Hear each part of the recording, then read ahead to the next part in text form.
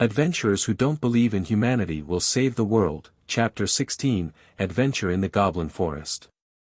In the reception hall of the Adventurer Guild, there were adventurers sitting at the tables, chatting and making arrangements.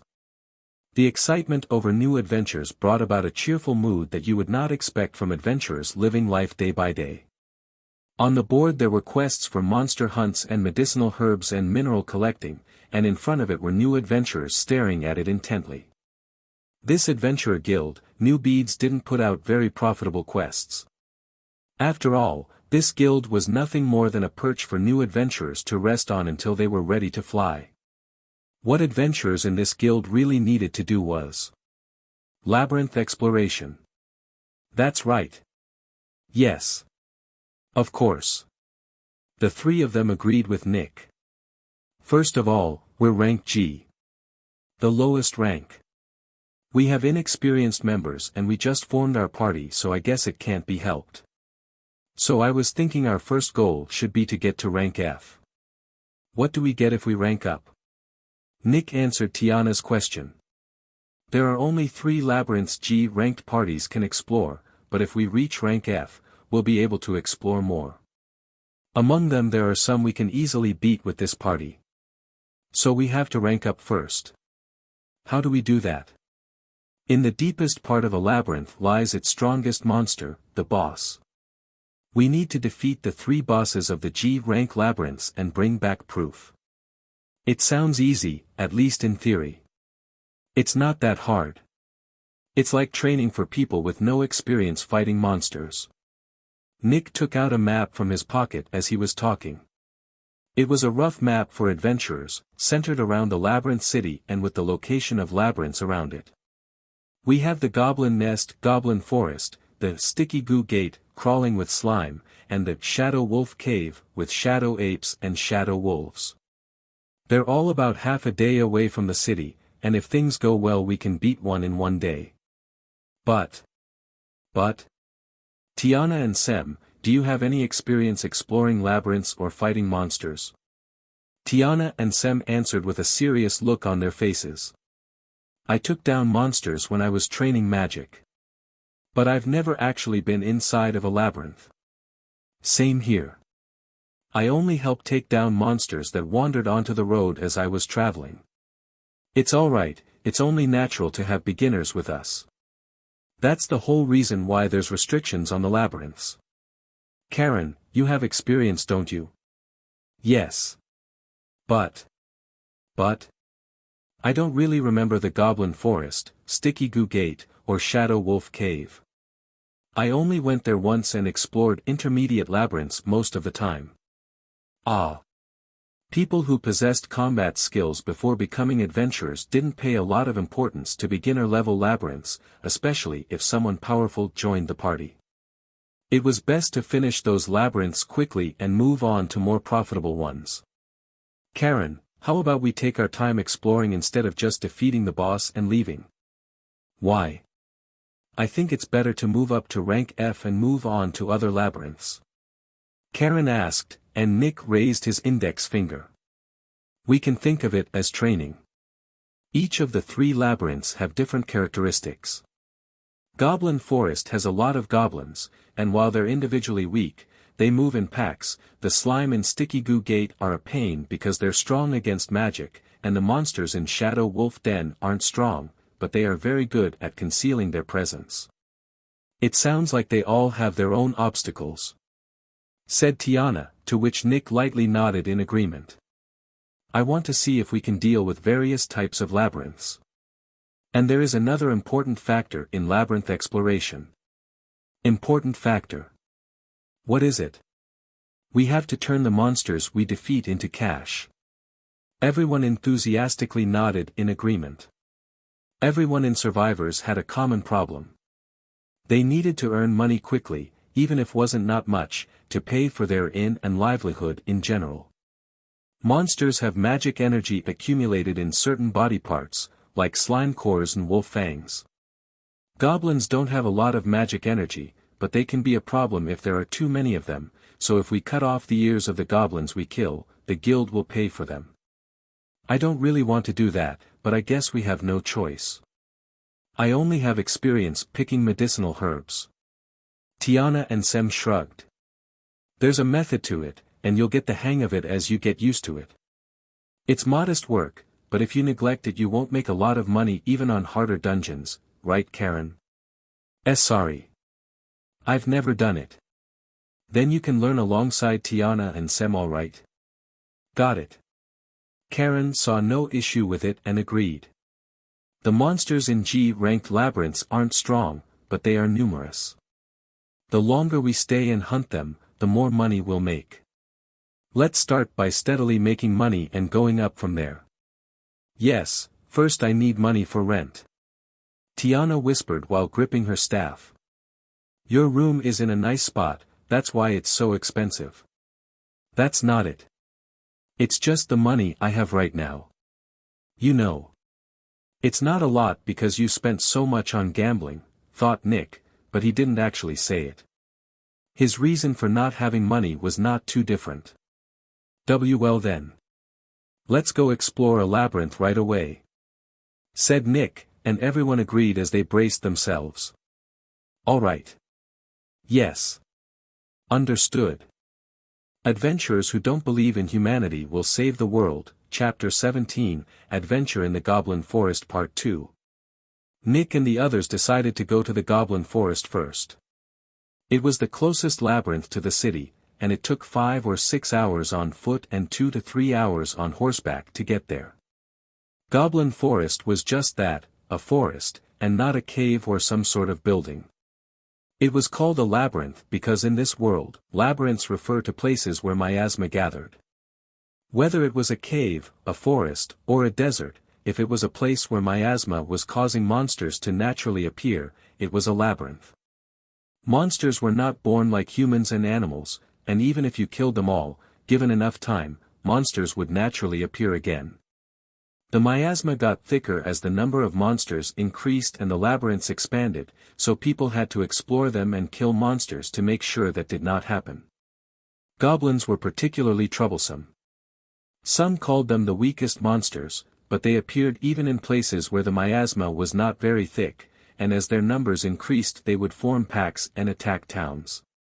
For this reason, it was recommended to put them down periodically. Goblin ears were used as proof of a kill, and while it wasn't possible to extract a lot of magic energy from them for magic items, it was decided that it would be possible to exchange them for money to ensure the safety of the neighboring regions. Nick figured that since himself and Karen had experience exploring labyrinths, they would show Sem and Tiana the ropes. But contrary to his expectations, Sem and Tiana were the first to show off their skills as they headed towards the labyrinth. Alright, then I'm going to use Good Walker. What's Good Walker? Nick asked, and Karen shook her head. Isn't that military magic? How come you know how to use it? It seemed only Tiana knew what it was. My master was a military chaplain, and he secretly taught me magic that was important in the army. It's very useful and it consumes a surprisingly low amount of magic energy. Sem opened his sacred book with his left hand and cast a spell, an action characteristic of the priests from the Temple of Medlar. A golden glow appeared beneath their feet, and suddenly disappeared. Alright, it worked. Now we're going to be faster and feel less fatigue for a while. I'm sorry, I know this is basic. But what is military magic? Nick asked Sem and Tiana. It's support magic meant to be used for a crowd of people. It's usually meant to be used by a good number of priests on 100 or 1,000 people, but I can do it by myself for just us. It's simple but effective. It makes it so your legs don't get tired, makes you relax so your brakes are more effective, and excites you to drive away fear. It's really useful to have someone who can use it when you're traveling, but chivalric orders and the army would not be happy to hear that a random adventurer is using it. It's best if we keep it a secret. Simple. It's incredible. I'll keep it a secret, don't worry. Sem felt a little embarrassed and smiled at Nick's praise. Well, I can at least guarantee its effect. Let's get going. Seriously. It only took us 3 hours. We can still make it back today if we use this, can't we? Said an amazed Nick, right outside the goblin forest. I think we can, if we finish our exploration quickly, that is. Hey Sem, I heard you can use support magic too. Can you tell me more about that? Yes. I can use military magic like Good Walker to assist in marching, thermal insulation to regulate body temperature and protect against heat and cold, mighty to increase physical strength, and sturdy to increase physical defense. As for healing magic, recovery, and full heal wounds, detox cures poison from plants and bugs, and health check sees if there are any abnormalities in someone's body. There are other kinds of magic to cure illnesses, but they are more specific. Do you want me to explain them? And no, I don't think I'm going to understand anyway. You're really skillful, aren't you, Sem? Really? It's to the point where I bet high-level parties are going to try to take you away from us. I can't believe a temple let go of you. Ha. It would be nice if that was the case. Sem laughed in a self-deprecating manner, and Nick realized his mistake right away. Sorry, I shouldn't have said that. Don't worry, Nick, I know you were complimenting me. And the same could be said about all of us, right? That's right. Nick and Sem laughed sarcastically. Both thought it wasn't bad to laugh their misfortunes away. By the way, Sem, are you alright in terms of magic energy? Yes, this much is fine. If I kept using it for days or weeks straight it would be very taxing, but less than a day is barely noticeable. I see, thanks. Now it's our turn, Karen. Yes. Nick and Karen looked at the vast forest in front of them. It looked very dense, but it was mostly because of the thick miasma in it that made it hard to see very far. There were also a lot of wild animals like horses and snakes. From this point forward, former experience in labyrinth exploration made all the difference, or at least that should have been the case. Enemy search. Tiana lifted her staff and cast a spell. Tiana, what was that? You don't know. It's magic that tells me where monsters are in a radius of around 3 kilometers. It doesn't work on monsters that can raise magic barriers or are good at concealing their presence, but it works fine on goblins. That's pretty advanced magic, isn't it? At the very least, not a lot of adventurer sorcerers could use it. Nick used to be in the C-rank party all martial arts, and he understood more or less how good sorcerers of that level were. It would be strange for one of them to be able to search for enemies within a 3-kilometer radius, and it would be strange for an adventurer below D rank to be able to use enemy search at all. Is it? I can use non-elemental support magic like enemy search and presence hiding. I can cast wind and water magic, and my specialty is combining them to cast lighting magic. I can cast earth magic too, but I'm not very good at it, and I'm pretty much useless when it comes to fire magic. HN. Nick said nothing and had a strange expression while he made a low sound. And Nick, is there a problem? No, it's great. Most people can only use one element. It's because it takes a lot of time to study various elements if you're serious about it. In my case, my master in school taught me a lot, and I had a good environment. In any case, it's great that you're so skillful. How did the search go? There's a pack of about 10 goblins 1 kilometer to the northeast. What should we do, Nick? 10 should be fine. Let's attack them. And then they kept walking, with Nick leading the way. Adventurers who don't believe in humanity will save the world, Chapter 18, Adventure in the Goblin Forest Part 3. Icicle Dance. Tiana raised her staff and cast a spell, and like the name implied, it shot several icicles. After the sneak attack was a success, Nick and Karen jumped out to attack. Or at least that was the plan. Oh. Yes, all 10 are down. Tiana's icicles pierced the goblins' skulls. Let's move on, shall we? A flustered Tiana used enemy search again. It's not like I'm mad. But part of the reason why we're here is to test our strength, so leave the next group to me and Karen. Got it. And then Tiana found the next pack of goblins.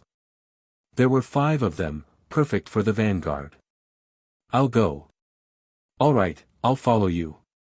Karen held up her dear dragon bone sword, but it seemed too big, which surely would make it hard to move in the forest because of all the obstacles in its way. Nick ran towards the goblin pack to do something about the ones that would escape, but something happened that he didn't expect. Serial. Karen let out a piercing shout as she mowed down the goblins, who were cut in half as if they were twigs. Gaiawa. 2 went down to this attack, while the other 3 tried to run. Karen set her eyes on them and took a deep breath. Gah! 3 fireballs shot out from Karen's mouth. It was a special technique of the dragon race, breath. With the divine protection of the fire dragon, Karen could use fire breath. She could control her breath, so she could release a continuous stream of fire, or shoot separate balls of fire. Alright. It's over. The goblins were burned to a crisp when Karen's fireballs hit them. Nick had no time to do anything. Ooh, that was amazing. Wonderful moves. Tiana and Sem congratulated Karen on a job well done. Amazing. Yes. Leave the vanguard to me. That was easy. I'm the only one that didn't do anything, aren't I? Up until this point, Nick did not do a lot, and he was feeling like this was too easy. But the others did not see Nick the same way he saw himself. We've been relying on you all this time. Right? Yes, I feel bad about that too.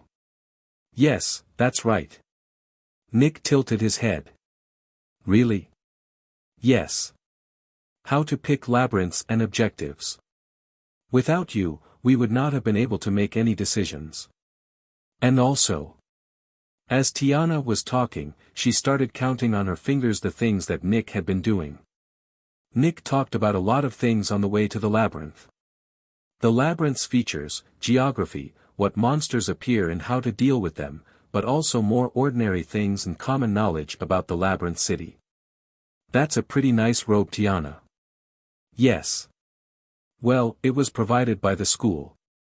Put something else on top to hide it. If people start thinking we're rich, it will lead to all sorts of trouble. It's a pain when the side taking the job is better dressed than the side offering it. It's not just the robe, the same is said about weapons and armor. Ah. Tiana noticed a few mistakes in her past. She was rejected everywhere she went when she was answering job offers for sorcerers, and she always wore that robe on interviews. Tiana realized that it wasn't just that there were a lot of sorcerers looking for work, she was pushing people away. I'll be careful. Chen. You don't have to be so docile about it. And Sem. What is it, Nick?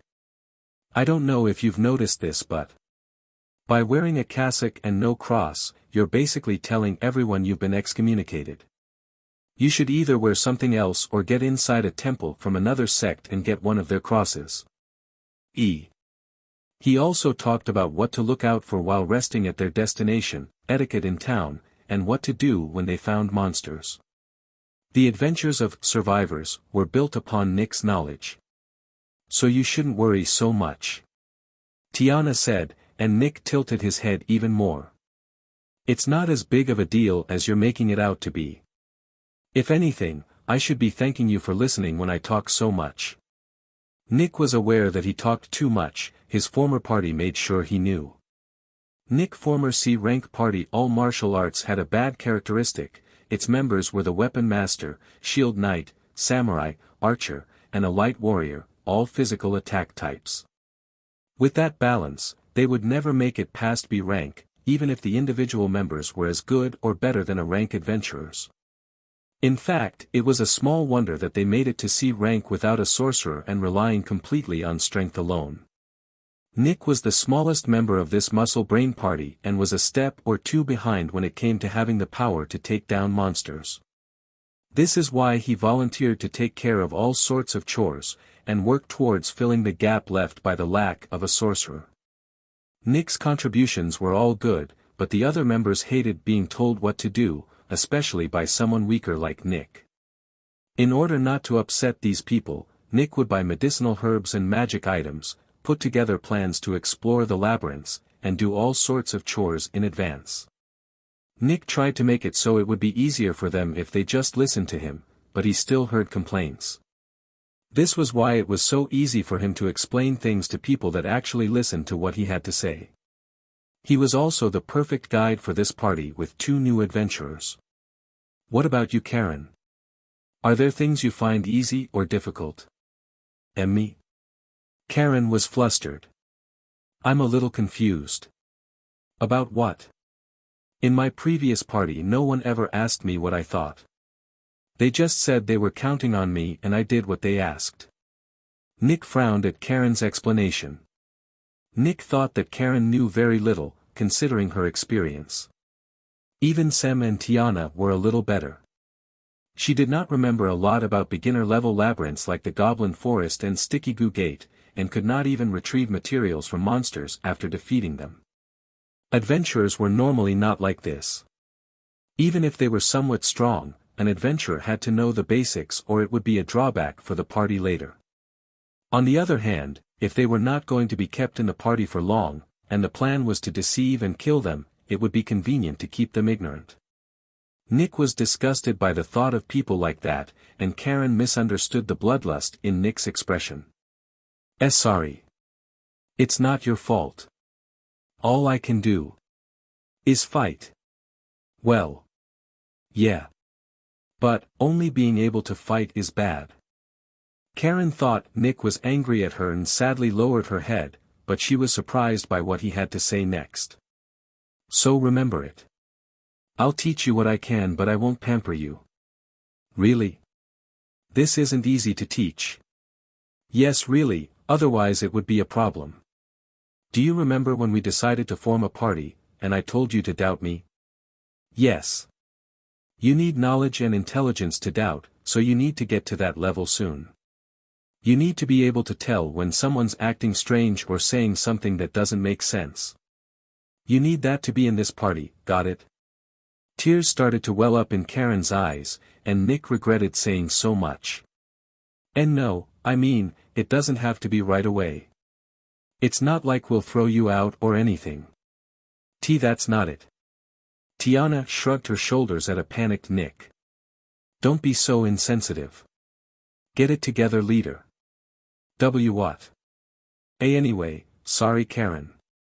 It's alright. Let's continue our adventure. Karen yelled energetically. For the first time since leaving her hometown, Karen wanted to become a proper adventurer. She was not being treated like a customer or prey, and the feeling that she belonged there filled her heart. Adventurers who don't believe in humanity will save the world. Chapter 19, Adventure in the Goblin Forest Part 4. A pack of 20 to the north. Tiana's enemy search found a new pack. There are more goblins than usual today. Tiana shook her head. They're not goblins, their magic energy is too high. Too high? How high? 3 times higher than normal goblins, and one in particular is about 5 times higher. That's not good. Do you know what they are? Yes, they're probably hobgoblins. And an ogre. Nick answered Tiana's question with a nervous expression. In the season when the miasma becomes thicker, a goblin evolves into a hobgoblin, which is the boss of this place. But if no one kills that hobgoblin, it evolves further into an ogre. Intermediate adventurers can deal with it, but it's tough for everyone below that. So what should we do, Nick? Retreat? Nick didn't answer Sem's question right away. No. Is there a problem? When an ogre is around, it absorbs other packs into its own, so the common etiquette is for the party that found the ogre to return to the guild right away, so they can put together a group to take it down. All the more reason to retreat. But I want to avoid that. Nick answered Sem's question with despair in his voice. We don't have money. 10 or 20 goblin ears aren't enough to pay for everyone's lodging. The other three let out a foolish voice. They were all so excited to explore a labyrinth, that they forgot about their financial situations. Ogres have huge bodies that are resistant to magic. I think it would be difficult to take it down with my magic alone, but I can hold it back. I see. So it's up to the vanguard. I can use support magic. I will cast Sturdy to raise defense and Mighty to raise physical strength. That's all I can do really, since I can't fight the ogre directly. Sem mumbled dejectedly, and Nick looked at Karen. Karen, have you ever fought an ogre? Not an ogre, but I fought a thing stronger than an ogre more or less by myself. Seriously? What? Pot snake. Ah. Nick never conquered the jar of the hermit snake. That labyrinth was incompatible with Nick's old party, so they gave up on it, or were smart enough to realize their incompatibility with it, depending on how you look at it. The pot snake has higher defense than an ogre, so if she fought it alone, strength should not be an issue. But there were other problems. Karen, we need your attack power. I can't do it, it has to be you. What do you say? I'll do it. We're going to leave the vanguard to you, are you really alright with that? Nick, or rather, everyone, noticed it. Leaving the vanguard to Karen would put her in a position similar to when she was abandoned. No problem. Still, Karen silently nodded. Alright, let's do it. It wasn't much of a strategy.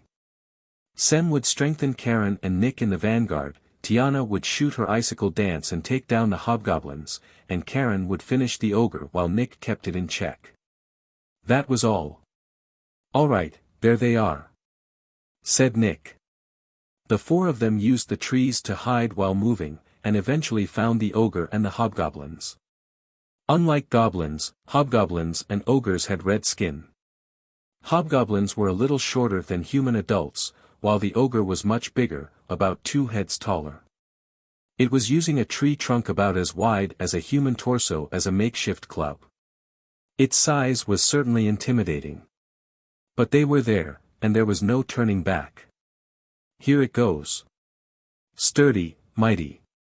A dim light came out of Sem's palms, and it surrounded Karen and Nick. Be careful, it only lasts about 30 minutes. Yes. Got it. Nick and Karen nodded, and Tiana started focusing her magic energy. Here it goes. Are you ready? Tiana looked at Karen, not Nick, but she didn't answer, she just held her dragon bone sword tightly. Are you scared, Karen? Why you think I'm scared? Well, I am. Don't lie. You fought monsters like that before, haven't you? Yes, I'm not scared of the hobgoblins or the ogre, because I know very well that they're my enemies. What's scary is thinking about whether or not you can trust the people with you. Am I wrong? Karen loosened her grip a little bit. I know you're not like the ones that betrayed me, but we've only known each other for a few days, it's only natural. So doubt me, Karen. You too, Tiana and Sem. You need to see for yourselves if I'm worthy of being your partner. See for ourselves. You know, this really isn't the place to be talking about this. She's right, Nick. Nick paid no heed to Tiana and Sem's words. You can fire whenever you're ready, Tiana. Geez, don't blame me if it doesn't go well. Icicle dance. And then, several dozens of icicles shot out from Tiana's staff, and the Goblin Forest boss fight began. Adventurers who don't believe in humanity will save the world, Chapter 20, Adventure in the Goblin Forest Part 5. The thin icicles that were shot from Tiana's staff rained down on the goblins like a hail of bullets.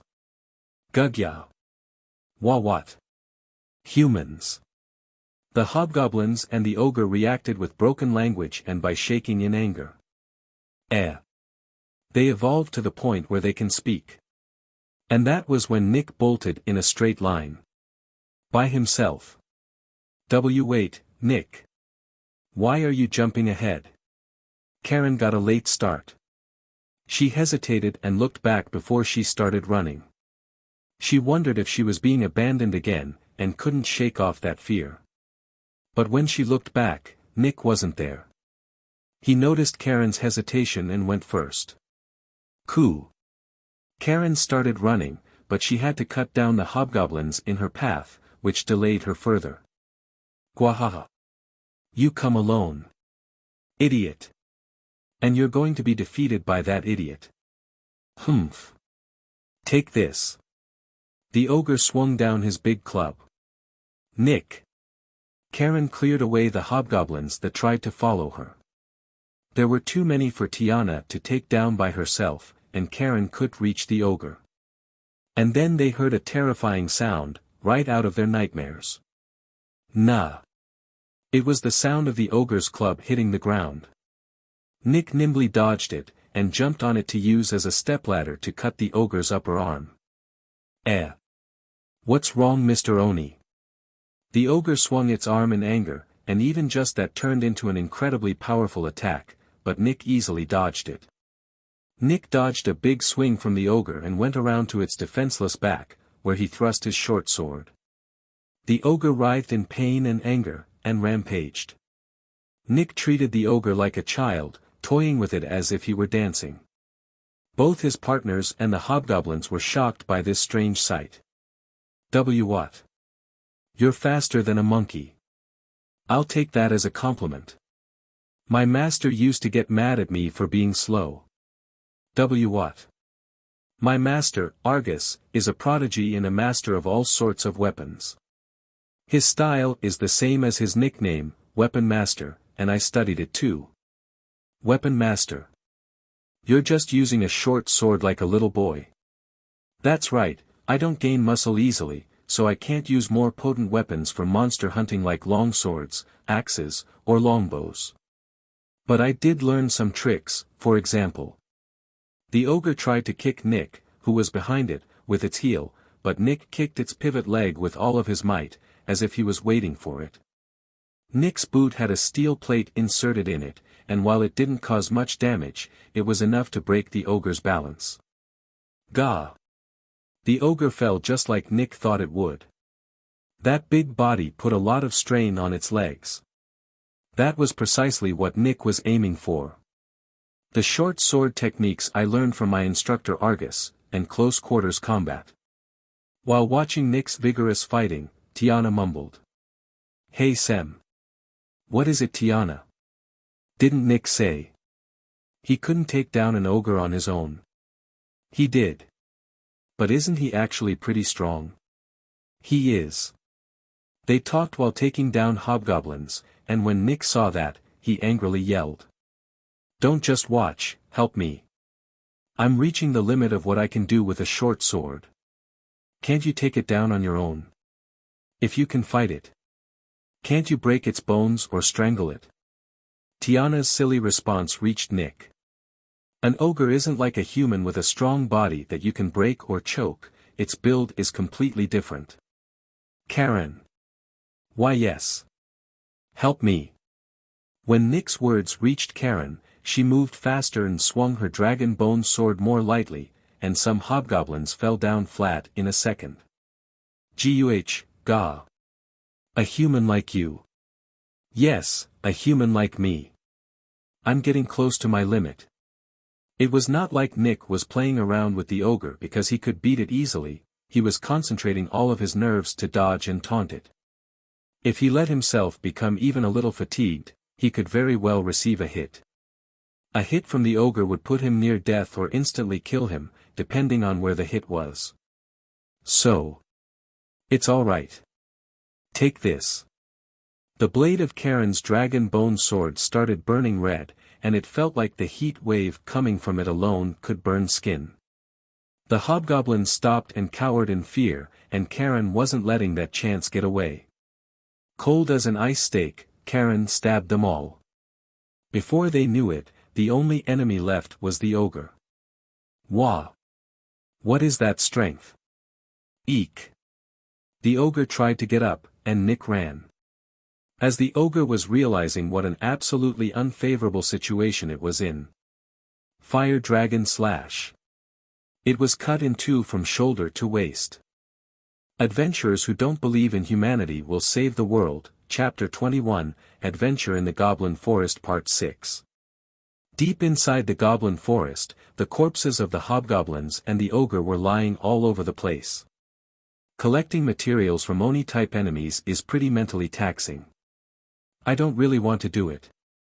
Nick complained as he took off the horns off the ogre's head with a tool. Yua, so that's how you do it. This looks pretty difficult. Gruesome. Don't talk like it's someone else's problem. There's a lot of them, so come help me.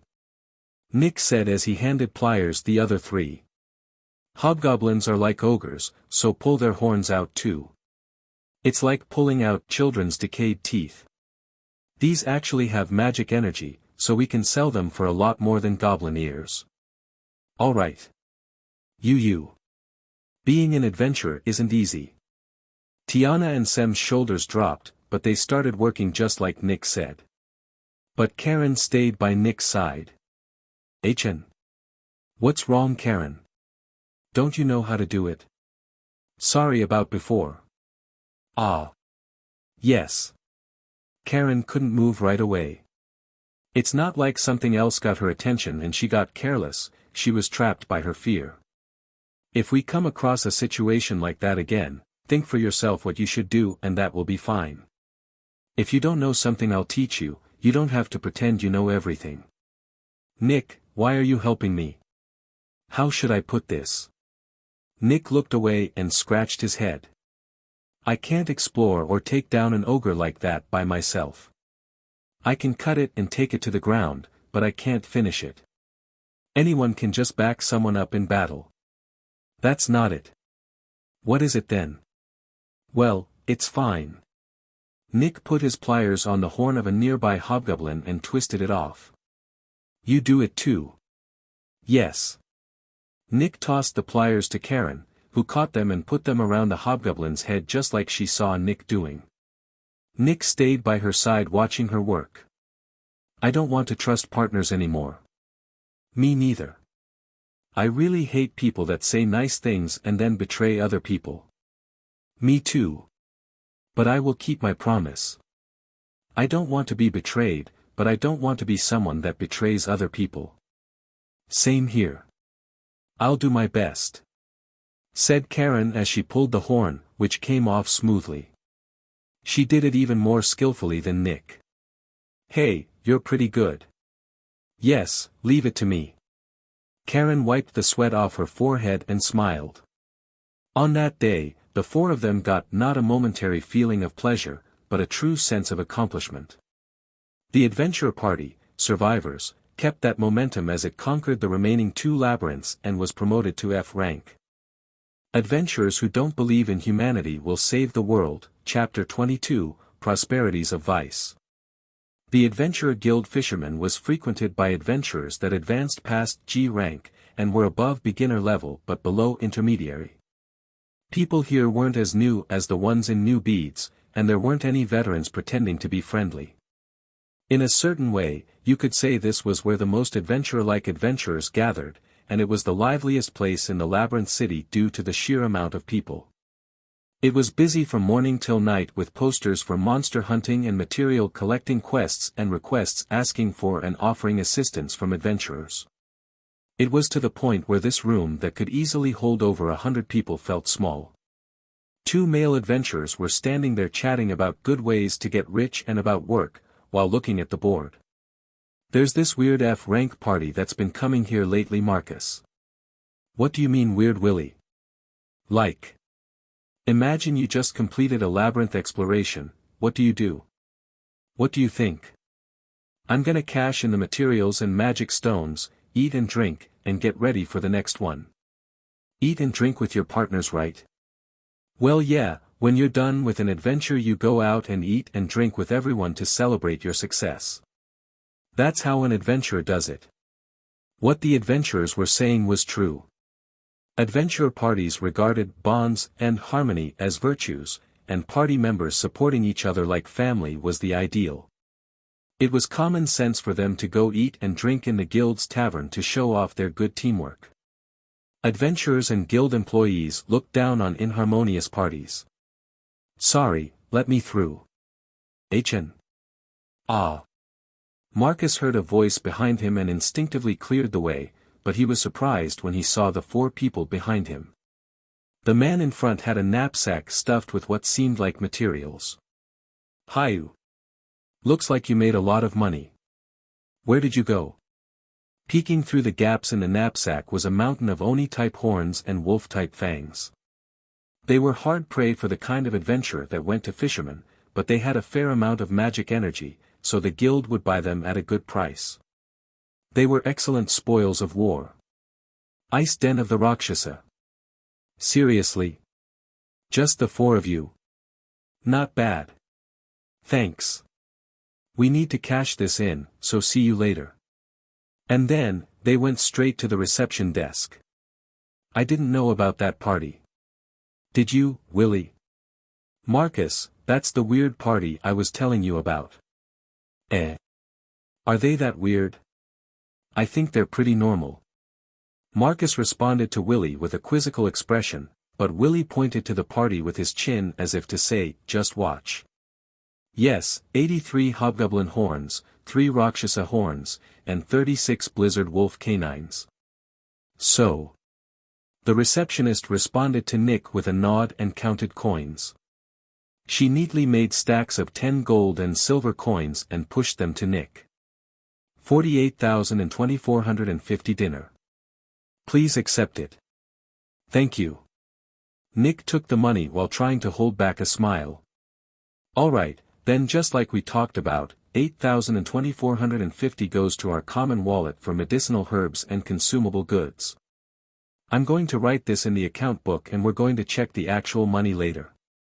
Alright. Understood, Nick? Yes. Alright, then each of us gets 10,000. Nick handed over everyone's cut, and they happily took it. We should talk if anyone needs equipment, to discuss if we should pay with our common wallet. Don't worry, Nick, we're all stingy, so we'll ask about that soon. I guess. Well then. Nice work, everyone.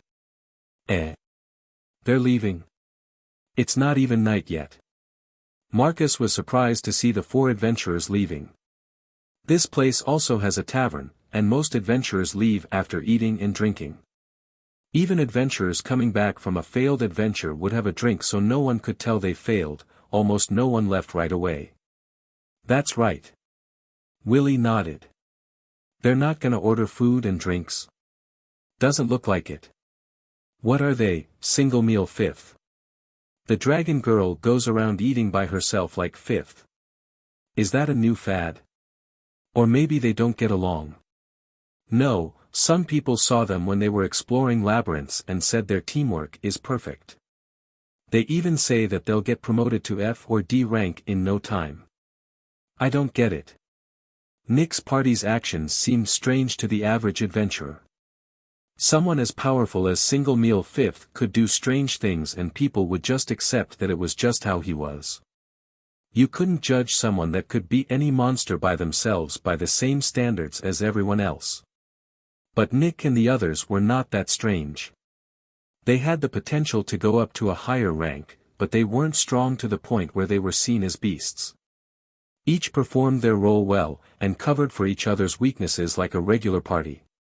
Hey Willie, how come they're doing so well acting like that? I dunno, that's why I said it's weird. The adventurers around them thought they were strange, but Survivors was slowly accomplishing more and more. And then. Everyone. Thank you so much for coming to Agate's live show today. Agate. More than 500 people were gathered in the western part of the Labyrinth City. It was very cramped, but all of them were entranced by the idol on stage. I prepared a new song for today. Please listen to Blue Marionette. Oh. The whole place was feverish. Agate was a little different than most popular idols at the time, who were mostly small and put on very lively performances. She was tall and slender and had a graceful singing voice and stage presence, meaning she combined coolness with cuteness. She didn't rely on flashy choreography, and was the type to have absolute confidence in her voice. You could say she was more like a classic Troberits than an idol. She probably wasn't in the run for the most popular idol in the Labyrinth City, but quite a few people sympathized with her stoic attitude, one of them being Nick. After seeing various live shows, she became his favorite idol. "I'm so glad I'm alive." Nick frantically waved around a blue light, Agate's trademark color. He was not just living in the moment without a care for the future like he was before, he only indulged in his hobby after securing enough money for his livelihood.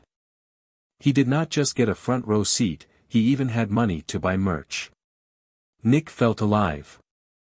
Adventurers who don't believe in humanity will save the world, Chapter 23, Prosperities of Vice Part 2. Go. Turn. Meteor arrow. Turn. Tiana yelled as she held her ticket tight. She encouraged the dragon she bet on, with bloodshot eyes you couldn't see even when she was on an adventure. But she wasn't the only one. Tiana's voice became one with all the other cheers and shouts around her as they enthusiastically watched the dragon speed through the racetrack. Maybe Meteor Arrow heard those shouts, because it let out a roar and energetically kicked the ground with its black-luster scale-covered hind legs. It turned the corner wide as it rapidly overtook the dragon in front of it, and took the second place as it approached the home straight. Meteor Arrow dashed and its speed kept increasing, until finally. First place Meteor Arrow. First place Meteor Arrow. It came back from behind to win it all. Yes. Tiana screamed. This was a decisive race. This dirt course was always dry after a few days of good weather. That, the big turn near the end, and the slight incline in the final straight line put Meteor Arrow in a big advantage, according to Tiana's research. Ha ha ha. I did it. I did it. Ooh, it looks like you're in good form. Share some of that luck with me, will you? Oh, old man Taka, it's been a while. The old man that came to talk to her was a tipster that frequented these dragon races. People like him would usually get kicked out of such events, but he was not acting as a tipster all year round and mostly just offered some comments from time to time, so they would let him stay. He was very interested in predictions based on Tiana's research, and the two became friends in the dragon races before they knew it. Tiana saw the cigarette between his fingers and snapped her fingers to light it with ignition magic. Ah, that's convenient. Aren't cigarettes expensive? I got it as payment for a prediction. Want a puff? I'm a bit scared because it looks like the sort of thing that will get you addicted with a small puff. And I like pipes better anyway. Aren't those a pain to clean? Anyway, I haven't seen you around in a while. What happened? I found honest work. Ho, you found a job. I'm an adventurer now. A lady like you? No, I can see it. What, are you surprised because I'm a noble? Well, I'm having more fun now, and this adventure and horse racing lifestyle suits me pretty well. That's what really matters. But don't get carried away because work is going well. It's alright. Now, I'm really only doing this as a hobby. Tiana was a little too happy, and invested the money she received from this race into another ticket, forgetting to save some of the profits. At least Tiana put aside money for rent, living expenses, and expenses related to adventures, so she wouldn't be in trouble if she lost the money she gambled. Tiana had learned from experience. This was why Tiana didn't worry as she watched the races with her soul on fire. There was a tavern street near the Adventure Guild Fishermen, and on it were taverns for adventurers and stalls, bustling from evening to night. That was where Karen was walking. In every bustling street there were places you wouldn't be able to see at a glance.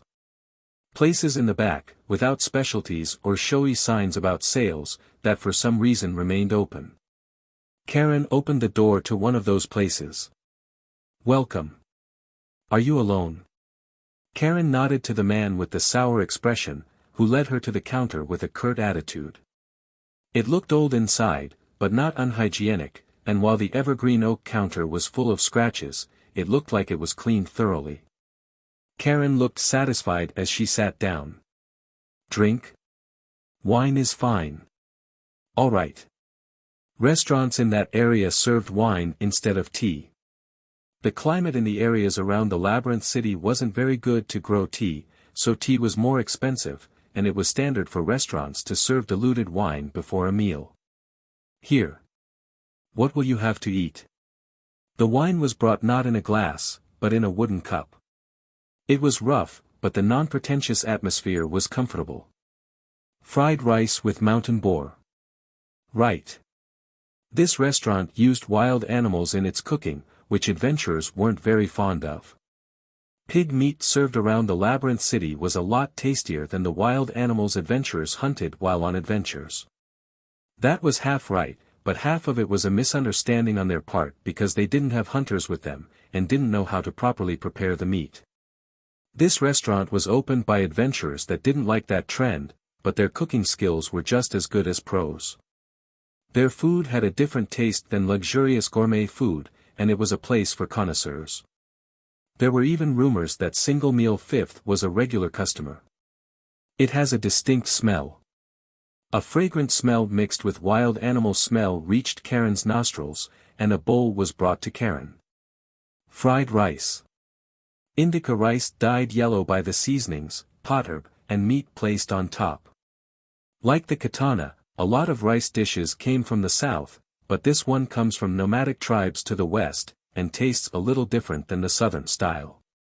Right next to the plate there was soup made from bone juices and onion. Karen took the spoon and filled her mouth. It's good. The meat didn't have a lot of fat, and it tasted good. It was a peculiar taste, but the spiced rice, ginger pickled in vinegar, and dried grapes all came together nicely when chewed together, even though they all had strong flavors. This was a great place without anyone to disturb her meal, so Karen fully enjoyed her moment of freedom and pleasure. Oh, Sem, it's been a while. Isn't it about time you started working? Melissa, the woman in the hostess bar, said to Sem with a happy tone. It's all right, I've been working as an adventurer. Really? Sem visited one of his regular hostess bars for the first time in a while. Sem had a nice face, and he could use healing magic, but he was prone to falling to depravity, so the girls in the hostess bar were surprised to hear Sem was working regularly. Ever since he arrived in the labyrinth city he did nothing but destroy his savings with his self-indulgent lifestyle, so Melissa thought he was going to end up running out of money and dying on the street. If it's honest money I have no problem taking it. How about you start spending it on drinks? Then let's open a bottle. Kai-ah. Sem sat Melissa next to him and started drinking. Maybe it was because it wasn't very busy, but Sem saying he would open a bottle drew in all the idle hostesses. Hey, where did you go on your adventures? I want to hear it too. Alright my kittens, I'll tell you. And then Sem started telling his adventures, or rather, boasting about his heroism. I slipped and fell, there was this big Oni dozing, believe it or not, and I thought I was dead, I thought I was in big trouble but, etc., almost like he was telling a fairy tale to a child. This was Sem's modus operandi. Sem used to take care of the kids in the orphanage, and told stories before they went to sleep many times, so he was very good at telling his experiences in an exciting way. Hostesses tend to be tired of listening to men bragging about themselves but surprisingly, that wasn't the case with Sem's tales, that took them back to their childhoods. Sem's tales of heroism were a little cynical and facetious, but the girls still found them exciting. That'll be all for tonight. Right at the best part. I might keep going if you get me a drink for free. Good grief, you really are slick. Melissa poured alcohol into Sem's cup. Your face looks different doesn't it? Oh, does it?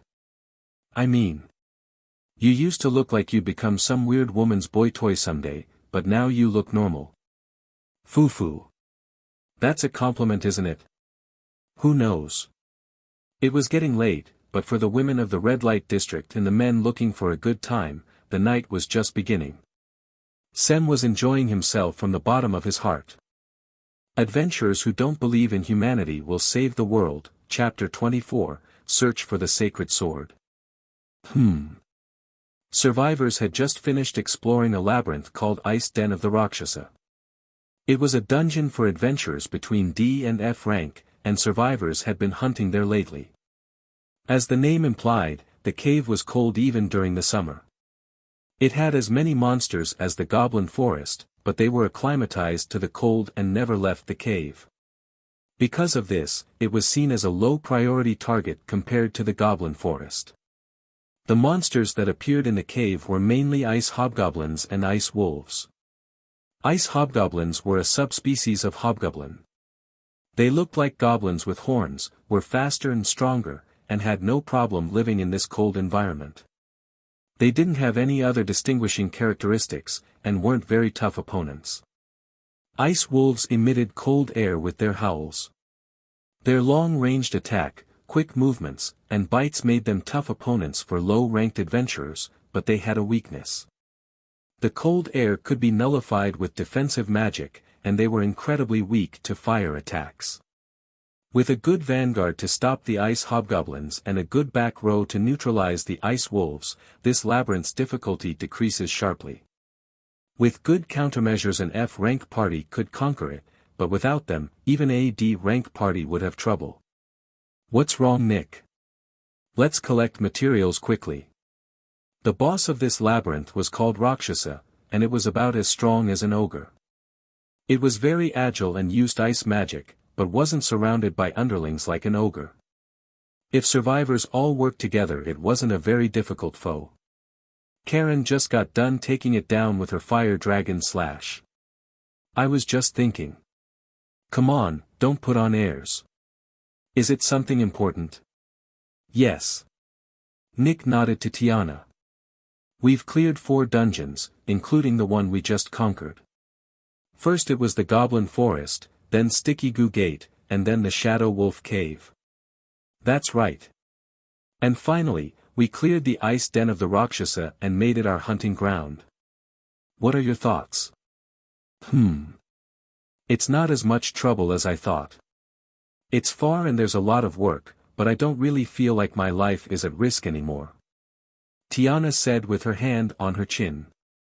She was aware of the danger in her words, and started doubting them. The reason for that danger was basically. Honestly, it feels like I might get careless. That's it. Are you talking about how bad being careless is? Careless. I mean, even if you're in a low difficulty labyrinth, if you keep walking around you're going to get tired. Being tired leads to diminished concentration, which will eventually lead to mistakes. I can heal wounds with magic, but only rest heals tiredness. Said Sem softly. We all have our roles, and no room for error so we can't mess around. We have no one on standby waiting to replace any of us. It's all good in the Ice Den of the Rakshasa, but once we start exploring labyrinths 2 or 3 ranks above, we'll be facing dangerous situations. So. Should we get more people? Karen said with her voice trembling a little. We won't. I mean, even if we wanted to, we couldn't. Bringing in people with a different set of values would only bring trouble. Everyone in Survivors was hurt in some way in the past, and they probably wouldn't want to go on adventures with another person unless it was someone that understood that pain. Everyone felt the same way about this. Well, we just have to try not to overdo it. Yeah. Survivors went back to fishermen to cash in their materials, and were suddenly called by a guild employee. Does this sort of thing happen often, Nick? No, I don't think it's normal for an F-rank party to be called like this. Nick couldn't find a good answer to Tiana's question. In the end, they were guided to one of the conference rooms in Fisherman, still not knowing what was going on. You're late. I've been waiting for a while. Ah, old woman. Why are you here? Call me Wilma. Usually I'm in New Beads, but I'm from the main guild so I can visit the branches from time to time. Waiting for them was the receptionist that registered their party in New Beads. Nick, you're being rude. I know. As expected from a priest, you know what's right. Sit down, it's time to talk business. Nick reluctantly sat down after being scolded by Sem, so, what do you need from an F-rank party? I want you to go inside a dungeon. Go inside. It's the Labyrinth of Bonds. Ah. Nick let out a strange voice in surprise. Isn't it sealed off right now? Yes, it is. Then why? I really want to investigate it now that no one's exploring it. It sounds like a lot of trouble. Then, Tiana asked a question. What is the Labyrinth of Bonds? I've never heard of it. Well, basically, it's a training labyrinth. Training? So like the Goblin Forest? No, new adventurers call that a training labyrinth, but it's a normal dungeon with miasma where monsters are born. In the Labyrinth of Bonds there's no miasma. So does that mean there aren't any monsters either? About Tot. Nick was interrupted by the receptionist. It has a function to manage the dungeon and creates dolls that look like monsters. Golems. What? It sounds like it has an ancient artifact. It is an ancient artifact. Artifacts were not like magic items of the time, they were relics from an ancient civilization. They had powers and functions that could not be replicated with magic items of the time, but they were few and consumed a lot of magic energy. They were so valuable you could build a house with just a small box.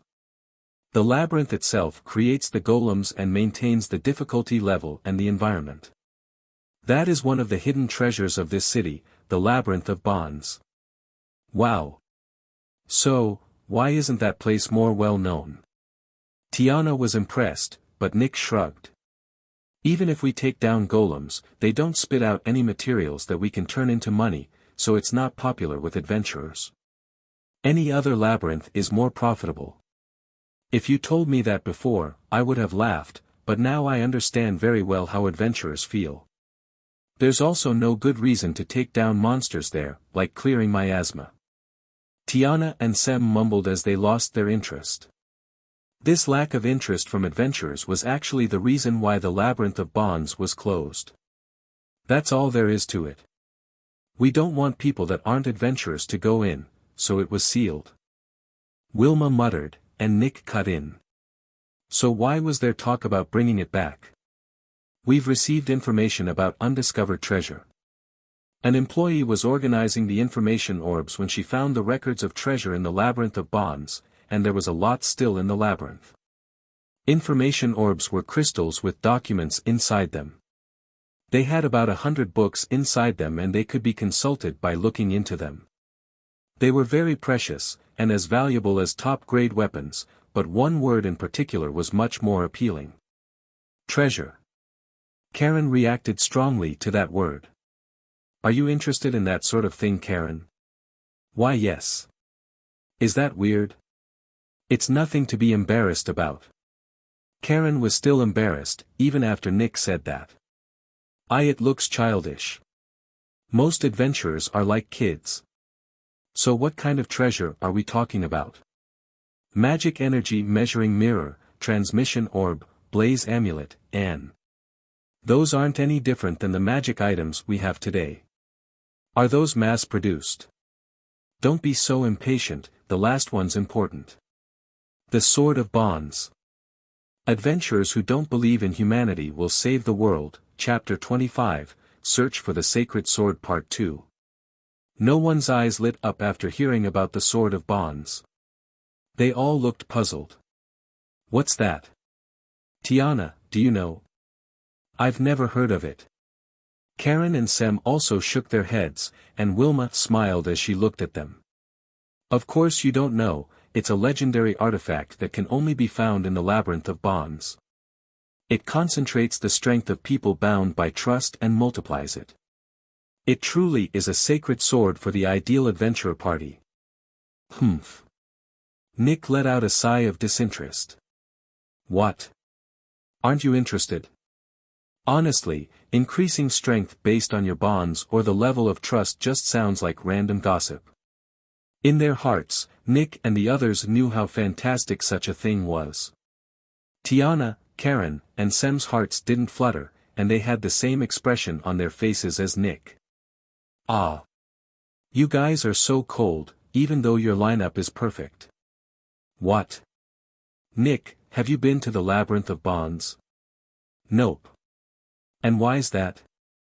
All martial arts was full of muscle heads, and people said the lower floor would be difficult without a sorcerer and a priest. Not like we had a reason to go in the first place, since we couldn't get materials anyway. That's what I figured, but now your party has the perfect balance in terms of jobs. In fact, the labyrinth is built in such a way to show how the perfect party should be structured. I don't know about the labyrinth circumstances, but did you call us here because our composition is good? It's not like it's just you, we've sent a few parties already, and they even reached the bottom floor. They found some mass-produced artifacts, but the Sword of Bonds is still missing. If it's not in the bottom floor, then that's the end of that, isn't it? No, an ancient artifact makes it so some floors are generally hidden. If you do find it, we'll buy it at a high price. This was Wilma's proposal. What if we don't find anything? Do we get nothing? We have a fixed fee in place, 30,000 dinner for each party. 30,000. That was 7,500 for each party member. It was a nice sum for F-rank parties, but survivors could make more if they explored another labyrinth. But it was a different story when you added treasure to the mix, and Nick thought he and his partners had to discuss it. What do we do? What makes it tricky is thinking about how far it is and how long it would take to explore. Is it close? Wilma answered Tiana's question.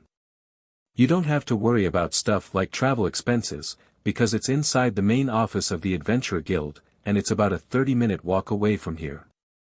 It takes around 3 hours to get to the bottom level, but you can spend the whole day exploring if you want. The guild will pay you as long as you reach the final floor. Well, it makes sense that the training artifact isn't outside the city. In that case, I think it's worth it.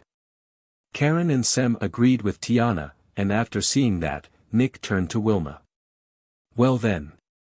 Are you going? No, we need to hammer out the details.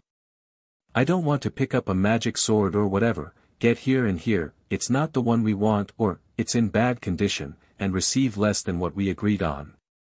We need a more concrete deal. You're a distrustful fellow, aren't you? You should become a merchant. Don't give me that. Going adventuring on uncertain terms is more unreasonable. Wilma sighed, but in the end they got their conditions in order.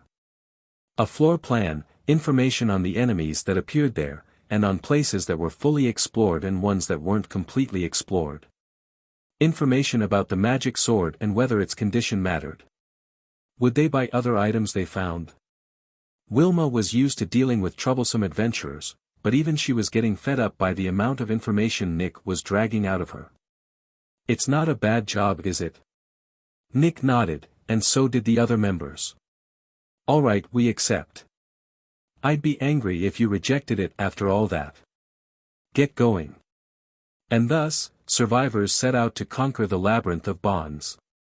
So this is the Labyrinth of Bonds. It does feel more like an ancient ruin than a labyrinth. Survivors had just entered the Labyrinth of Bonds, and Tiana was mumbling to herself as she stepped on the stone pavement. The meticulously arranged grids couldn't have been made by stonemasons or carpenters of the time.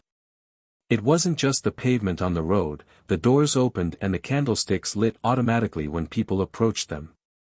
It was very obviously ancient technology.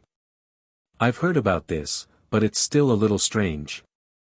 I've never been in a place like this. We received some information before we got here, but it looks like we're going to be feeling our way through. Sorry. Well, that's how labyrinth exploration is like in the first place. I don't know anything about ruins either, but I'll do my best. Yes. This kind of exploration is very adventure-like. Nick murmured dejectedly, but Sem and Karen responded with words of encouragement. Yes. Well, we have a map and information about the monsters. I mean, golems, so we shouldn't have a problem if we proceed with caution. As Nick finished his sentence, the four of them started moving, and it didn't take long until they reached a wide room where something was waiting for them. Grorororo. That's a golem. How should I put this, it doesn't feel alive, does it? Nick and Sem murmured. It was very unshapely, almost like a pile of wood shaped like a human. These were the golems that the labyrinth of bonds created. A wood golem on the first floor, just like we expected. Karen. Yes. Karen took a step forward. She then took a deep breath, and exhaled. Guga. Wood burns easily. Karen's fire breath was all it took. The golems on the first floor were only a little stronger than goblins, and survivors had no trouble dealing with them. All done. Alright, let's keep going. Adventurers who don't believe in humanity will save the world, Chapter 26, Search for the Sacred Sword Part 3. From the first to the third floor, there was nothing but wood golems. Their numbers increased by one with each floor, but Karen burned them all. The situation finally changed when survivors reached the fourth floor. Goo! This time it's bronze golems. Apparently there are metal golems in the middle part, but can we take this with us? It's bronze, right? Tiana asked as she stared at the bronze golem. The shining brass-colored body without a hint of blue rust would surely fetch a good price with dwarves that would want to cast or engrave it. But we can't. If we try to take it with us, the door won't open. Apparently it's something called a security system. The labyrinth uses the golems adventurers take down to make new ones, so it would be a problem if people could take materials with them. So stingy. Well, if people started stealing golems, this place wouldn't last long. People from long ago were cautious. I should learn from them. That's right. Sem and Tiana murmured, while the two in front of them were moving around restlessly. Take that. Karen. Nick moved all around as he fought the bronze golems. The bronze golems were completely focused on Nick. Their bodies were too heavy and slow to hit him, and Nick cut them with his knife any time he saw an opening. When Karen saw a chance to strike, she didn't let it get away. Ya! Gaga gaga. Karen's dragon bone sword severed one of the golem's neck. It was hard to melt its bronze body with fire breath. Wind and cold were also not very effective, so it wasn't easy to take it down with Tiana's magic. This was why Sem cast support magic before they entered the middle level. Nick drew the enemy's attention, and Karen finished it, in other words, the usual strategy. Alright, one's down. Nick hit the remaining golem's knee with his knife. It wasn't a slash. Nick saw the golem's center of gravity and its structure, got hold of it, and made it fall. Soraya. Karen swung down her dragon bone sword and hit the fallen golem. It twitched for a second, but soon stopped moving. I'm the only one that's not doing anything. Tiana said with an upset expression. Well, once the battle starts I'm left with nothing to do too. Sem, you cast support magic. I like how easy it is, but still. Tiana sounded bored, and Nick replied. The show only really starts in the lower floors. Once we get there you'll have to work more than you'd like. I guess that's true. Yes, we're saving you for when we get there. Karen, are you hurt? Do you want some water? I'm not hurt, I'm alright. Karen drank from the canteen that Nick handed to her. Ever since they defeated the ogre together, Karen had been listening to Nick's instructions, and Nick had been taking care of her a lot. Sem and Tiana looked on with grins on their faces. You two are like brother and sister. And no. Karen was a dragon person, and she was blessed with a nice body for her age. Humans and dragon people have more or less the same lifespan, but dragon people reached adulthood faster. Someone that didn't know this would surely think that Karen was older than Nick. What? Do you have a problem with that? That's not it, I was just thinking that if I had a more muscular body I would be able to do a lot more. Nick sighed. I think you're very skillful. Look at me, I'm tall but that doesn't make me strong. If anything, if you take damage or go down as the vanguard, we're all in trouble. I didn't give a lot of thought about this job when we took it. If you weren't here, we wouldn't have a map of the labyrinth and we wouldn't know so much about the enemies. So seriously, we don't want you to put yourself out there too much. Karen is right. Nick was the cornerstone of this party. Everyone knew that their success depended on Nick's guidance, both in the labyrinths, and when they were accepting quests. And no. I'm sure you could find another scout of my level. And my information isn't perfect either, there should only be one bronze golem here, but two appeared. It can't be helped, no one can know for sure how many monsters appear. And normal scouts can't hold their own one-on-one against an ogre. HN. What? Nick looked at Karen, and she hesitated to finish her thought. For some reason, she felt too embarrassed to tell Nick to his face that he's not the kind of person that just lets other people take care of everything. No, nothing. Come on, what? I said it's nothing. Karen looked away and drank the rest of the water. Yes, stop playing and get moving. Why yes. Tiana urged them to continue their exploration and Nick got up, even though a question mark still hovered above his head. Anyway, let's finish our job. Adventurers who don't believe in humanity will save the world, Chapter 27, Search for the Sacred Sword Part 4. The Labyrinth of Bonds was a training labyrinth. The first 3 floors were the upper level, and the wood golems were meant to see if the adventurers could fight at all. The 4th, 5th, and 6th levels were meant to test the vanguard, and they had bronze golems that were resistant to magic but vulnerable to physical attacks. Then there were the 7th, 8th, 9th, and 10th levels, where the nature of the labyrinth changed completely. Warriors and sorcerers, vanguard and back row, it was a place that judged the party's overall power when they had to combine everyone's strength. Having that said, it wasn't that big of a deal for parties that were already working together. A heavy sharp arm attacked Karen, who firmly stopped it with her dragon bone sword. Guh. It's heavy. The crystal golem was different from the other golems they faced. Its body mitigated physical attacks, and even Karen's sword bounced back. She was completely on the defensive, but had to buy time, or Tiana and Sem would be in danger. I'm ready. Karen, run. Alright. Wind blade. Gugya. Many hollow blades shot out from Tiana's staff and hit the crystal golem, and its beautifully sparkling crystal body was mercilessly cut to pieces. As much as it was resistant to physical attacks, it was very fragile against magic, and Tiana had no trouble at all dispatching it. We're advancing so smoothly, there's pretty much no tension. I want to tell you to not get careless, but it is a labyrinth for beginners. It's honestly kind of boring. We are being paid to do safe work, so it isn't a problem. Nick agreed with Tiana. That's right, we need to steadily make money. Never mind our hobbies, I want money for our savings. That's the raw reality. I'm scared because it's very easy for me to get invested in my hobbies and lose track of how much I'm spending. The same goes for all of us.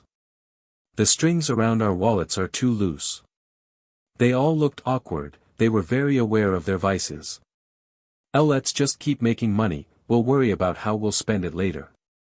Nick said, trying to clear the air, and carefully started advancing again.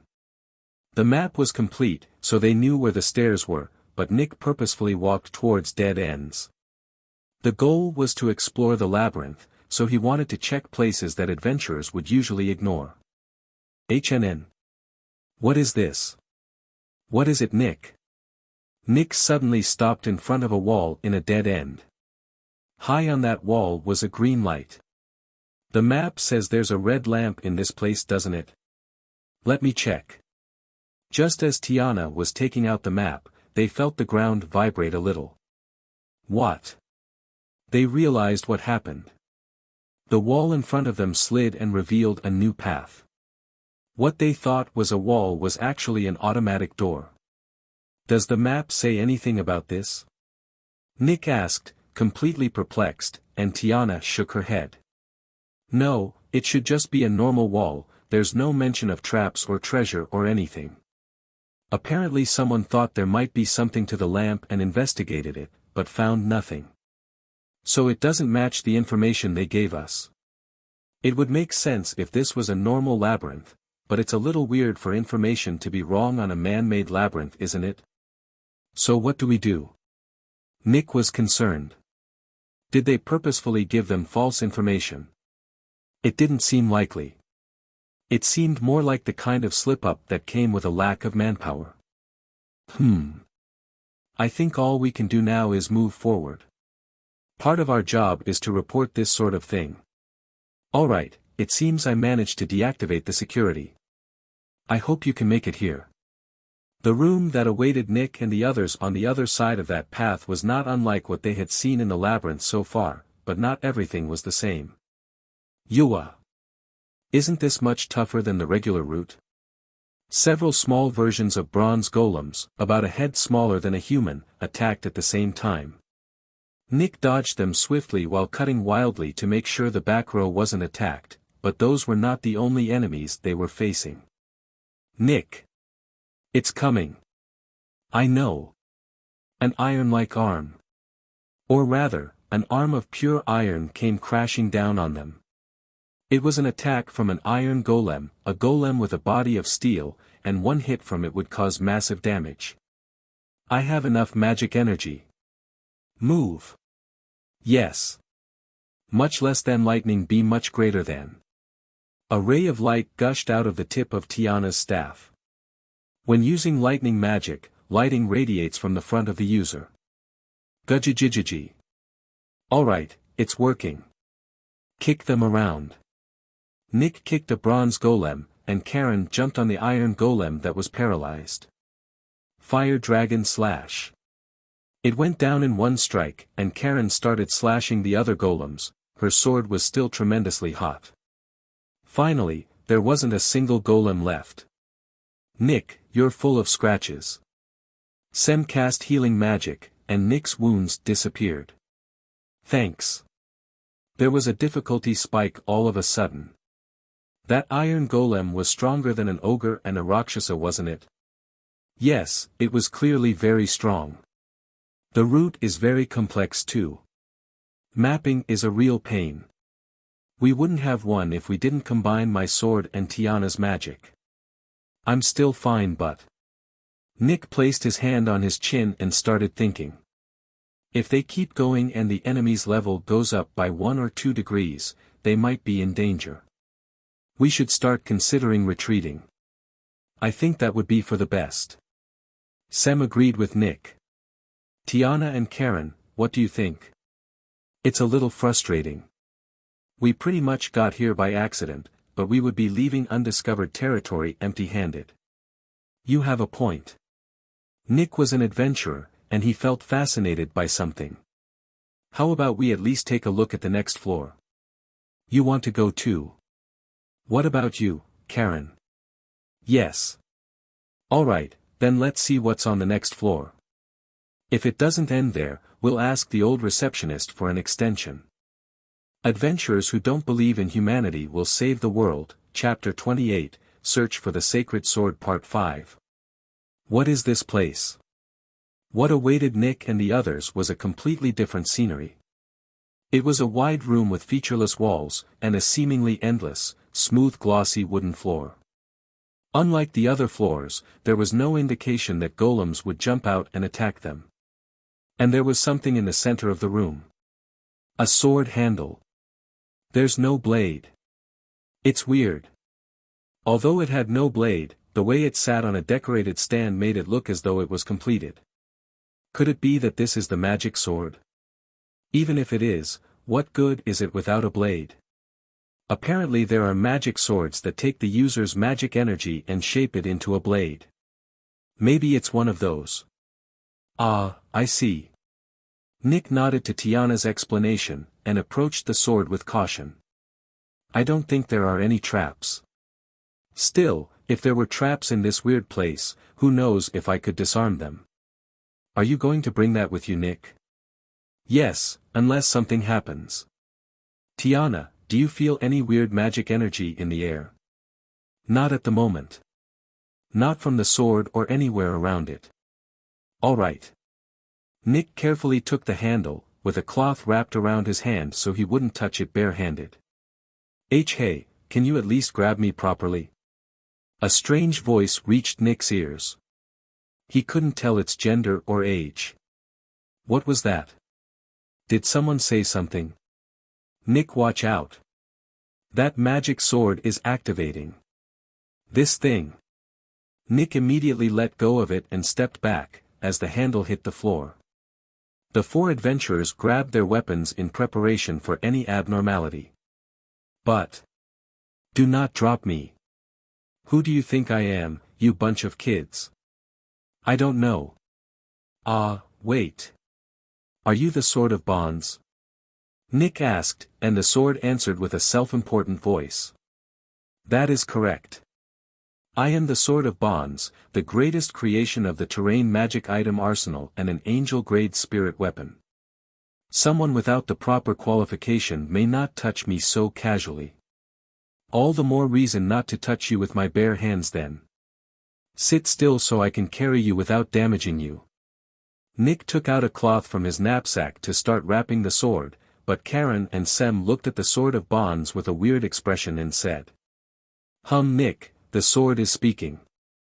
Aren't you surprised? Why yes, it's creepy. Who are you calling creepy? It's mad. Calm down you two. Long ago, my master told me that speaking swords exist. Karen and Sem looked at Nick as though they weren't sure what to say. They do. Yes, they're called intelligent swords. They're kind of like the golems of swords. Yes, I even heard that in another country, a sword was given a court rank in recognition of its accomplishments in war. You two sure know a lot.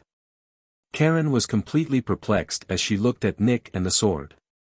Well, anyway. Nick looked at the Sword of Bonds. If it's an intelligent sword then there's no problem, it's not a cursed item or anything. What do you mean?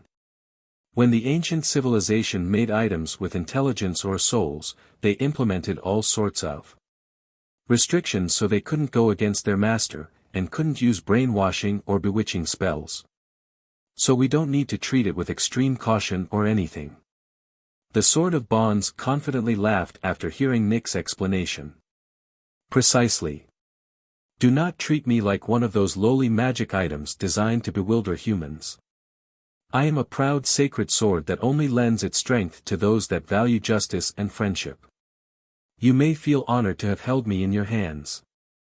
Yes, Mr. Sacred Sword. I'll carry you carefully. Carry. Are you not a swordsman? Do you not think it is a good idea to equip a sacred sword like myself? No, I specialize in short swords. I guess you could say I'm a light swordsman. So. Is that dragon girl a swordsman? I only want to use my dragon bone sword. Then. The Sword of Bonds turned its attention to Tiana and Sem, but both shook their heads. Does that mean you did not come here looking for me? The Sword of Bonds asked Nick and the others with a puzzled tone. No, we did come here looking for you. Then why not be happier? Do you not wish to touch my power? Not really. So what are you planning to do with me? You do not mean to tell me. Obviously. Nick looked at the other three, and they didn't seem to disagree. We're selling you. They all said at the same time. Adventurers who don't believe in humanity will save the world, Chapter 29, Search for the Sacred Sword Part 6. And then, there was silence. Survivors had a look on their faces as if they were wondering why it would ask something so obvious. It was the Sword of Bonds that broke the silence. Who do you intend to sell me to? Official authorities? The country itself?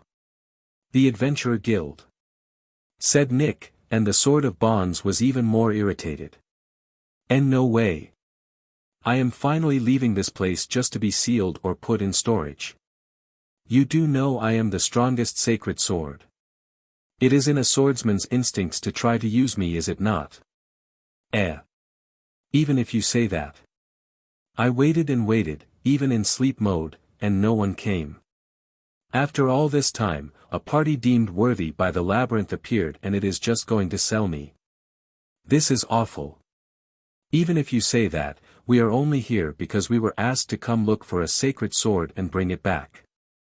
Do not hand me to some liars like the Adventurer Guild. Do you have any idea how many years I have wasted waiting for someone to come after they tricked me and threw me in here?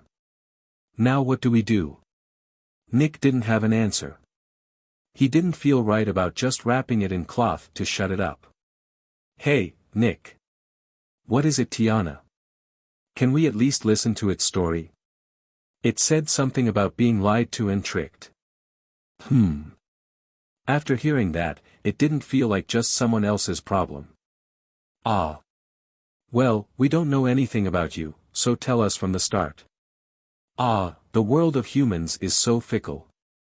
Do you know how much was put into my development, and how big was the uproar when I was completed, Anne? Yes, yes. Just tell us. You impatient. Fine. The Sword of Bonds, was forged for the final battle against the demon god Schiaparelli. Demon god Schiaparelli? Tiana answered Nick. I've heard of it. The ancient civilization fought many times against the demon race that stood on top of all demon races, the demon gods. From what I remember, Schiaparelli was especially brutal towards humans. Yes, it truly was a terrifying and hateful being. But it was killed or sealed, wasn't it? Yes. The heroes of the time instant Shikuchi, sealed it after a heroic and almost suicidal counteroffensive. I was supposed to be one of the main weapons in this counteroffensive, but another sacred sword was deemed ready for practical use before I. And thus, I lost my chance to become famous. That ancient civilization sure was amazing, pumping out sacred swords like it was nothing. They were not pumping us out like it was nothing. The Sacred Sword Forge was a horrible place where sages of the time would bleed out from their noses and even die of insanity. The working environment was horrible as well. If there are dark circumstances like that, say so sooner. Anyway.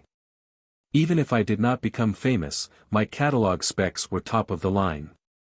Whoever wields me can focus their partner's strength and amplify it. 2 people multiply it by 4, and 3 multiply it by 9. So it multiplies strength by squaring it. That's impressive. Yes, in theory. Whispered the Sword of Bonds. In theory? Karen tilted her head. Why yes. Partners that trusted each other to the point where their hearts were one, could bring my full strength to bear, but... What? Just say it. Nick prompted it to continue, and the Sword of Bonds hesitantly continued the story. There were not many people that fit the bill. At most, 2 swordsmen who went on adventures together were on the same wavelength. The biggest group we had on record was 3 people that could combine their strength. A whole party was nothing more than a dream. By the way, what was the relationship between those 3 like? It was a party of triplets. If triplets could just barely get there, there's no hope for normal adventurers. Nick was shocked, and the Sword of Bonds flusteredly responded. That is not true. There should be adventurers bound by true friendship or love. There have to be, but... The Sword of Bonds' tone became quieter. After the war was over, I was sealed in this labyrinth for many months and years, in an attempt to discover an adventurer suitable for me, but no matter how long I waited, no one came. It shouldn't be too surprising, after all, the guild's intention from the start was just to use me to attract people here. They had no plan to let anyone grab a hold of me, and they sealed me here without telling me, or the adventurers after me. A prize you can never get. Exactly. Tiana and Nick murmured. I could not do anything about it, so I went into sleep mode, and did not wake up until recently. Did you open that door we found on the way here? Yes, because I noticed that recently adventurers had been in here. I was relieved when you showed up. Having that said. Oh. Ahem. Adventurers. After overcoming many trials and tribulations together, you have finally reached my hallway. You have been deemed worthy of wielding me, have you not? You should know that you will be unbeatable, and I will grant you glorious victory over any opponent that stands in your way. Said the Sword of Bonds loudly, as if it were singing, but it didn't immediately receive a response from survivors. The other three looked at Nick as if pressuring him to say something, and Nick obliged. Like I said, our job is to take you to the Adventurer Guild. No, no. I am a sacred sword meant to be held by brave and righteous people. The thought of serving as a decoration for someone who sits outside of the field of battle getting fat while others fight sends a shiver down my spine. Even if you say that. No, no, no. It was weak. After all, it was a sword and not a person, it had no legs to run away with, and could only run its mouth. No matter how great of a sacred sword it was, it could not go against its master. It would be easy to trick it and take it to the Adventurer Guild, but it would go against their values. Nick had no intention of doing such a thing, and he was sure the other three would agree. Nick? Generally speaking, if an adventurer finds something in a labyrinth, it's theirs. We can sell this sword, but we don't necessarily have to do it, right? No. The objective of this quest is, search for the sacred sword. If we take it with us but don't sell it, it will be a problem. I see. See, can you not do something about that? It's not that I don't want to, but... Nick sighed, not knowing what to do. What? What's wrong, Karen? It's shaking. Shaking. Hey, is it a cave-in? Nick anxiously asked. Usually, a cave-in wouldn't occur in a labyrinth. The exact principles behind it were unknown, but the miasma maintained the labyrinths and protected them from things like cave-ins and fires. This was why monsters didn't die from natural phenomenons, and invading adventurers also didn't die from that sort of accident. But this wasn't a natural labyrinth full of miasma, this was a man-made labyrinth. Nick realized that there was no telling what accidents might have occurred. This is bad, something's coming. Tiana cut in. It can't be, this ruin is a lot sturdier than modern-day buildings. Really? Apparently, the ancient civilization understood how the miasma maintained labyrinths. Then what? As Nick was about to speak, everyone felt the ground shaking. Ah. Hey, did you just say, ah? And no, calm down. This is no accident. Then what's happening? This is the true final floor of the labyrinth, and not a place that normal adventurers can reach. Now that I think about it, you did say you were tricked and sealed away. Yes. The people managing the labyrinth feared that some stray adventurer might take me for themselves, and secretly blocked the door. They even went as far as to make a false final floor to trick me and adventurers. I finally succeeded in tampering with the security function to make it so the door could be opened, but I could not deactivate the guardian of the real final floor. What do you mean, guardian? Should. Everyone noticed the loud sound echoing throughout the room, and survivors slowly turned to look. It was unlike the other golems. It had a big, beautiful glossy silver body, and no joints. It was like liquefied metal constantly moved around its body, and it felt alive. Its face was featureless, or at least it appeared to be. For a second, Nick saw it smile as it looked at all the adventurers in front of it, almost like hallucination. This is the strongest golem in this labyrinth, the amalgam golem. Adventurers who don't believe in humanity will save the world, Chapter 30, Search for the Sacred Sword Part 7. Coup. Get back. Nick gave instructions while keeping the Sword of Bonds secure, and everyone scattered. A few seconds later, a fist came crashing down where they were standing, and a thunderous roar echoed throughout the room. The supposedly sturdy floor cracked. Eat this. Icicle Dance. Fire Dragon Slash. Tiana cast an ice spell. Its icicles pierced the golem, and Karen moved in for the final slash. And no. Dragon Girl. Stop. I have no time to sit back. Karen slashed the golem diagonally from the shoulder. Or at least that was what it appeared. It was Karen's invincible pattern, and the dragon bone sword did melt the golem's body. The slash itself had the power to cut through steel, and the red-hot cut was beyond repair. Or at least that was what they expected to happen, but the cut closed itself, as if time was turning back. There wasn't even any sign that it suffered any damage. What? The amalgam golem shouted, with icicles still stuck in it. You Karen. Something isn't right, get back. But Nick was too late, and the icicles shot out of the amalgam golem's body. Gah! Karen. The amalgam golem's body is an alloy of purified mercury and non-ferrous metal, with high resistance to magic, and it reflects shallow magic attacks. Also, it can control its body freely, so even if you cut it and pierce it, it will heal itself. Rather than call it a golem, you could call it a man-made slime. Mercury. Isn't that poisonous? Ah, you do not have to worry about that. That body is a collection of nanomachines, magic item pellets that are invisible to the naked eye, and they are programmed to avoid being inhaled by people. A temporary employee under the guidance of a qualified member of the research team performed all the safety tests. Basically, there is no problem. Thank you for the explanation, but you could have said that sooner. Cool. I'm going to heal Karen. Nick, Tiana, cover me. Got it. Heal her Sem. Ice shield. Tiana created an ice wall to protect Karen and Sem, while Nick danced around the amalgam golem and cut it with his knife. It didn't cause any damage, but the amalgam golem was focused on Nick, and that was enough for him. Nick skillfully dodged the amalgam golem's attacks and shouted instructions to his partners. Get ready to retreat after you heal Karen.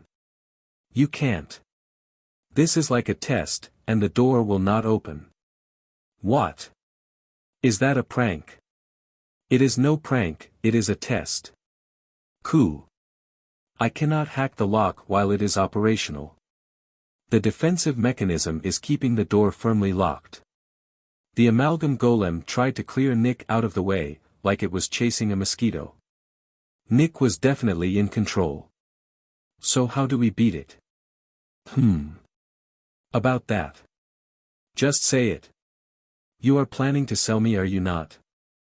I do want to help you, but... It said with such a tone you could almost hear it laughing, Nafufu. Nick almost flew into a rage, but held back and asked. All right. So we just have to not sell you, are you happy? No. You have to use me as a weapon. You annoying. You're in trouble too, you know. How about I throw you into that amalgam golem? That would be suicide on your part. How about you calm down? Then cooperate with us. We're in the same boat. All right. Nick, correct? Grab a hold of me. Yes. Nick grabbed the Sword of Bonds while dodging attacks from the amalgam golem, and suddenly, light burst from the bladeless handle. Is this your true form? It was a shining sword. The light created by magic energy retained the shape of a sword. Even Nick, who had no magic sense, could feel the immense magic energy being projected, but... Fool, do not be surprised by so little. This is where it truly begins. What does? Your partners are the dragon warrior, the sorcerer, and the priest. Are you alive, dragon girl? I am not dead. What do you want? Karen recovered her conscience due to Sem's healing, but she was still bleeding from her forehead, and she had scars. She was still hurt. Girl, can you trust this boy? What do you mean? Hey, we're kind of busy. Go straight to the point. The Sword of Bonds didn't back down and responded to Nick's complaints. This is important. Answer me, girl. Aye. Karen was at loss for words. Trust was not a word she could use lightly. Also, this was the party survivors, and Karen resented the Sword of Bonds for knowing nothing about them. Beside her, Sem was still casting healing magic. Tiana yelled, "Just do something already. Be honest. If not, this will not work. Honest. There has to be something. Like or dislike, good or bad. It is necessary for this ritual." "What's that ritual of yours?" "I told you it is to defeat this golem, did I not?" Karen didn't understand complicated things, but she knew she couldn't refuse if it was to escape this predicament. She couldn't just stand back and watch, and above all, she had a lot of things to say to Nick. "Nick." "What, Karen?" "What you say is complicated." "Ah. You take care of me, and help me, but when you tell me not to trust you, to think, and to study, it's not fair. I can't say no." Shut up. You told me to doubt you. Doubt, and when there are no more doubts, to trust you. Just saying to trust you is much less of a pain. That's right. I'm a pain. Nick nimbly dodged the amalgam golem's fierce attack even while arguing with Karen, but this left Nick full of scratches. If his rhythm was thrown off even a little bit, it was over. "You are. So. We're the only ones that will go along with you, so you better thank us." "I do. I'm so thankful I could cry." "Then. Say anything without reservations. If you want. I'll do anything," Karen said, as she struggled to get up. At that moment, the Sword of Bonds started overflowing with magic. "Yes, just like that. It is when people join hands that I can show my power. Much less than union, much greater than." When the Sword of Bonds said these mysterious words, Karen and Nick's bodies started shining. A tremendous flash of light lit the room, and a thunderous roar echoed, like they exploded. Everyone, including the golem, had to close their eyes, and where the light settled was. Who is that?" Sem murmured. Where Nick was supposed to be, stood a mysterious swordsman. There was someone that seemed like a dragon person, but it wasn't Karen. They looked both male and female and had strangely beautiful facial features. This person had the same red hair as Karen, and somewhere in that face, there was a hint of Nick's facial features. They had a mystical-looking, white armor with a faint shine, and the Sword of Bonds in hand, but unlike the shape it had when Nick was holding it, it was huge like the dragon bone sword. "Let's go." It was impossible to tell if it was male or female, but the majestic voice of this person echoed throughout the room. Adventurers who don't believe in humanity will save the world, Chapter 31, Search for the Sacred Sword Part 8. He or she moved their sword with a speed too fast for anyone to keep up with. The amalgam golem couldn't dodge, and ate their attack head-on. Gwaza! The amalgam golem let out its first shriek. But it wasn't just a cut, it was a series of slashes that shaved away the golem's skin. The golem couldn't deal with that person's attacks and kept getting hit, there was no room for even a counterblow. No. Not yet. The amalgam golem was shifting its body like a slime. It started absorbing the parts that had fallen off, and regenerating back to its original form. Oa.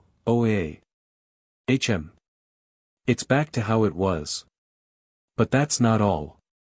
The amalgam golem screamed, and Tiana realized something was different about its body. There were needle-like protrusions all over it. It almost resembled a porcupine. "Tiana, defend with Sem." He screamed instructions, and immediately after, Tiana recast her ice shield. Sem hurried behind the shield, and the protrusions shot out of the amalgam golem's body like bullets. Yuwawa! What is this? The ice wall was being whittled down, but suddenly, the attack stopped. Take this.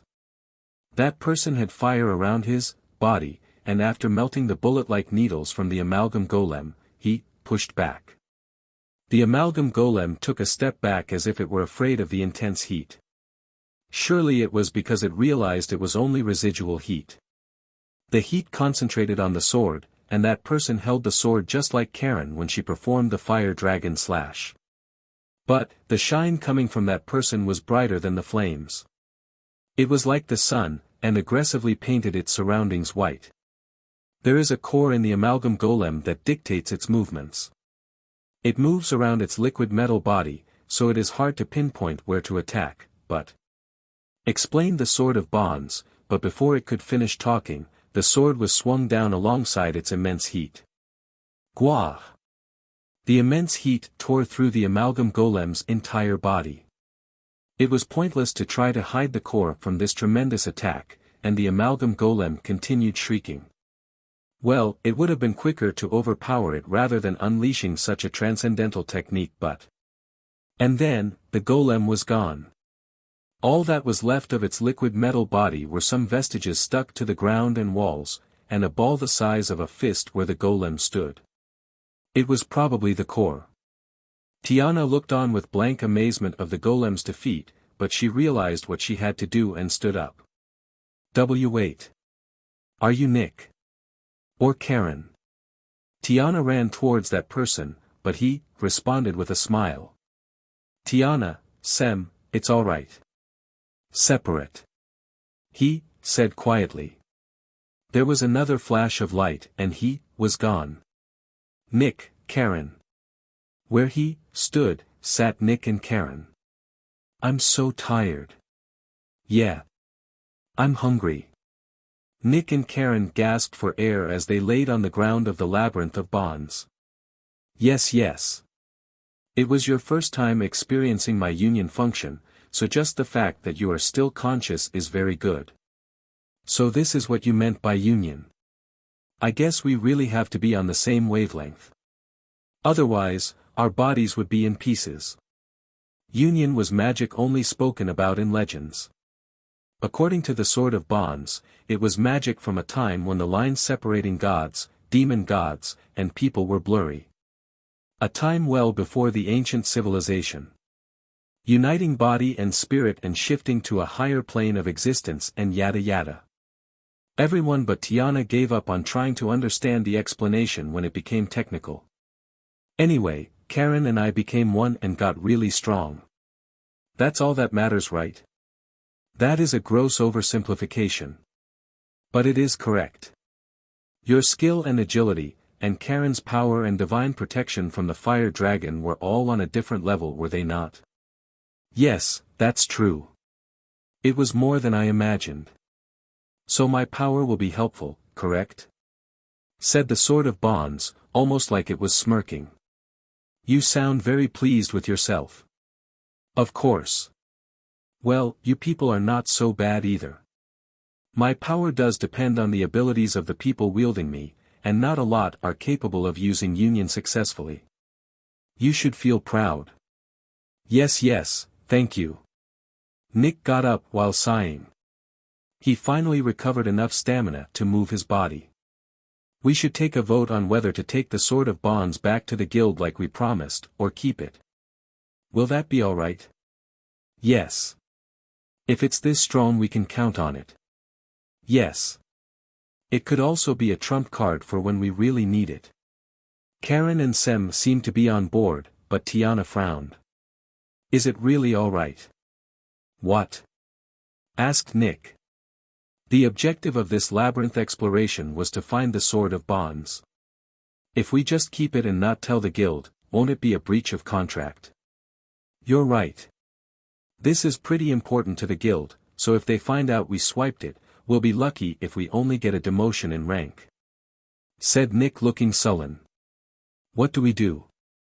We'll start thinking about it now. Raise your hand if you have something to say. Ah. Nick, you're really haphazard sometimes. Triana shrugged her shoulders. Adventurers who don't believe in humanity will save the world, Chapter 32, Search for the Sacred Sword Part 9. All adventurers are haphazard. Anyways, do you have any ideas, Tiana? Nick asked Tiana, and she started thinking with her hand on her chin.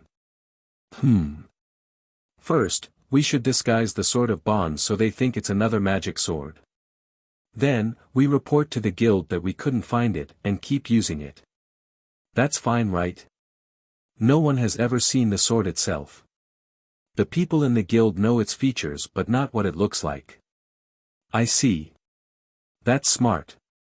Tiana smiled proudly as Sem and Karen complimented her. Phew. Keep those compliments coming. I wonder. The Sword of Bonds interrupted Tiana. Is there a problem? Even if you pretend I am another magic sword, do you think it would be possible for you to obtain such a thing and casually walk around with it? I do not know about the present time, but if it was easy to buy items with magic attached to them, you would have better equipment. The sorcerer is one thing, but the rest, do you understand? Nick and the others wore plain leather armor. Like the Sword of Bonds said, survivors didn't have the money to buy an expensive item with magic attached. Well. I could say I won a lot of money in the dragon races. Rejected. Any other ideas? Nick cut Tiana off as she was talking. What? What do you mean what? You'd have to win the 10,000x ticket. I'll get it one day, I did before. But is the Adventurer Guild going to buy that? TCH, stingy. Joking aside, there are adventurers that can appraise and judge items even better than merchants. I don't think disguising a legendary artifact will be enough to fool them. Ah. I see. Tiana dejectedly dropped her shoulders, and the Sword of Bonds laughed in a braggadocious manner. Phew, then shall I impart my wisdom? If you have an idea, say it sooner. Everyone glared at the Sword of Bonds. Do not be that way. Conversing is fun, is it not? Said the Sword of Bonds as an excuse, and then started saying what it had in mind. First of all, there is a big flaw in your logic. You do have to deliver a Sword of Bonds, but it does not have to be me. What are you talking about? Sword of Bonds is my name, but it is also a product name, and the name of the project. There are other Swords of Bonds with limited features, created when they were trying to perfect me. Ah. Everyone was surprised, which the Sword of Bonds found amusing. Kakaka, are you surprised? There should be one stored under my pedestal. Go ahead and take it. It's true that they never specifically said there was only one, but if there's more, then it's a completely different story. But remember, I said it has limited features. It cannot use my most important feature, Union. It can be used to concentrate magic energy from the user's partners and boost its strength, but that is not half as powerful as Union. Still, it is unmistakably a Sword of Bonds, so you can deliver that one. That's borderline fraud, but at least it's not a lie. Whispered Nick with a sullen expression. You are too young to be so fussy. That's just how I am. There's still one problem. What? It would be too suspicious to be walking around with a sword that looks identical to the one we delivered to the guild. Even if we only use it while on adventures, we never know who will see us. I think it's best if we hide you for a while. Do not worry, I have a countermeasure for that as well. What is it? My most important feature is Union, but it is not the only one. I have a conscience, can do my own maintenance, and have a perpetual self-repair function. My hearing and sight are excellent, and I have a search function that allows me to detect abnormalities around me. I also have a telepath function to allow me to communicate non-verbally with those close to me by sharing our thoughts, and many more. You're really useful, aren't you? And what's that telepath? Sounds scary. You do not know what telepathy is. There should have been telepathy jewels in the fake last floor. They are magic items that allow you to use telepath. Well, I do know about communication jewels. That is an inferior magic item that allows you to share only enough text that fits on one piece of paper, or a monochrome image. It is useful for an office, but telepath is much better for an adventurer. I feel like we're getting off track. You were going to tell us how to trick them. Oh, you are right.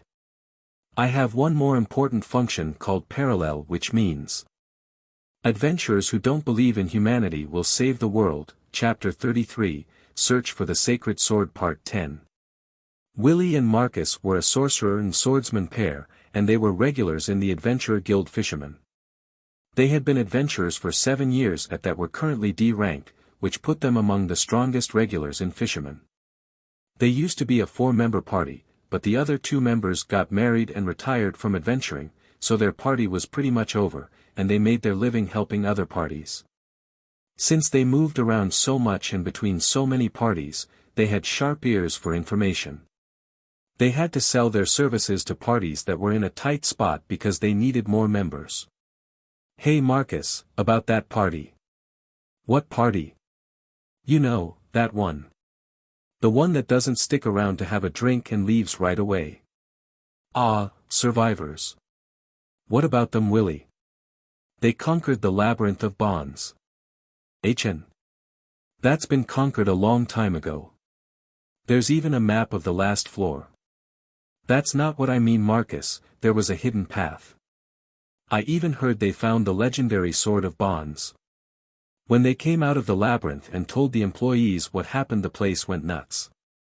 Seriously? They found a secret path. You gotta respect that, but...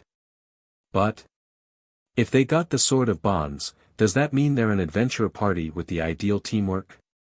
I dunno about that, maybe it's just some fake legend. It doesn't really matter. So that's it, And their leader's a nice guy.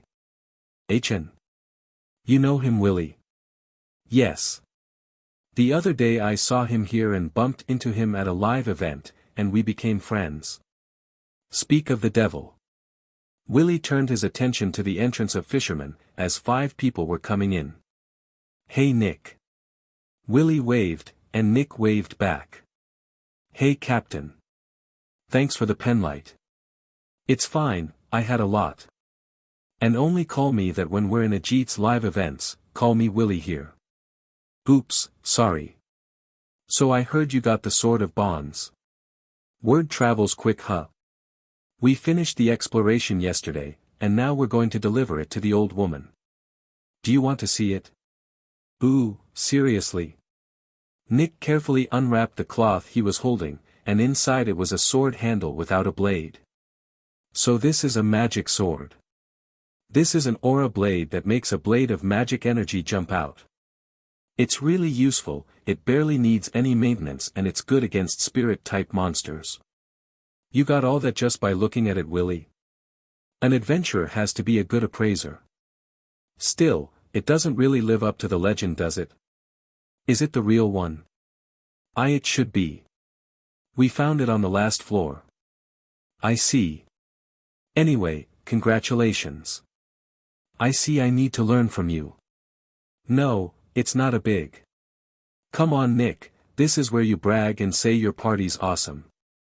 Humility is for when you do a good job on your own. Nick looked like he was caught off guard, but immediately said. That's right, my party's awesome. You got that right. Willie nodded. Thanks, see you later, Willie. Yeah. Willie waved to Nick and the others as they left. After they left, Marcus asked. Willie, I'm curious about something. HN. You too. It looks like they got themselves a new member. That kid looks like a swordsman, but he seems pretty good. There's not an opening in his movements. No, that's not it. You're the captain of one of those idol groupies. Yeah, live events are fun. Nick and the others were sitting across from Wilma, the receptionist in Fisherman's meeting room. Not bad. I'm amazed that you actually finished that quest. Here's the Sword of Bonds. Nick unwrapped the cloth and showed the sword handle to Wilma. Ho ho. So this is the Sword of Bonds. Did you try using it? Yes, it wasn't not that hard to use. Ho. Show me. Alright. Nick got up and grabbed the sword. Ignition. And then, a shining blade appeared from the sword handle. Beautiful magic energy is flowing. It's not as powerful as I expected, but it is an artifact. I can control its length at will, but it has a 2-meter limit. Does it have any more characteristics? It looks like the more party members there are the more powerful it gets, but I don't know how much. I see, so that's the power of the Sword of Bonds. Alright, quest complete. We'll pay you for completing the quest, but your reward for finding the artifact will only be paid after we appraise it thoroughly. See you in about a week. We went through a lot of trouble, it better be worth a lot. That's up to the appraiser. By the way. Wilma turned her attention to behind Nick, and the person at the end of her gaze asked. What is it? I'm Wilma, a receptionist. Little girl. Or boy. In any case, did you just join Survivors? Yes, that is correct. My gender is neither. Let us say I am a boy, for convenience sake. So you're new. You have to submit a registration. Yes, that is why I am here. The cute boy, with the old-fashioned way of speaking, stepped forward. His white hair stood out, but his facial features resembled Nick's. They looked like brothers. Or brother and sister. You two look so much alike. Are you related? We're not. Well, some stuff happened and now I'm taking care of him. So what's your name? Bond. Bond? Idiot. That's too direct. Nick whispered, but Wilma didn't hear it. What a coincidence, it's the same name as the sword. You be good. Yes, do not worry about me. The white-haired boy puffed out his chest at Wilma's usual encouragement. Adventurers who don't believe in humanity will save the world, Chapter 34, Search for the Sacred Sword Part 11. After receiving their payment and finishing their paperwork, survivors left Fisherman and went to Tiana's apartment.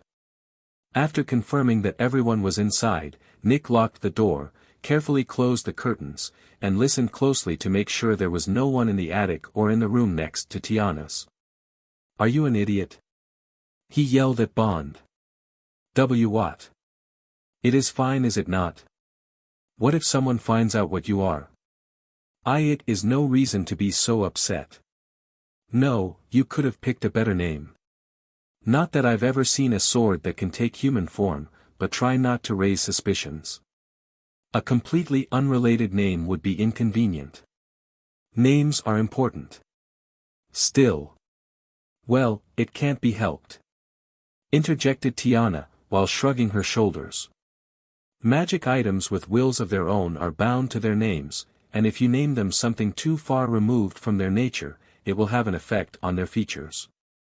For example, if you name a sword Mop, its features will become closer to a mop. A sacred sword mop is interesting in its own way. In any case, I cannot carelessly be named something strange. You will have to excuse me, but it all went according to plan anyway. Alright then. Sorry for getting mad all of a sudden. No worries. It was not unreasonable of you to feel in such a way. Nick and the others did two things to conceal the Sword of Bonds. First, they delivered a Sword of Bonds with limited features.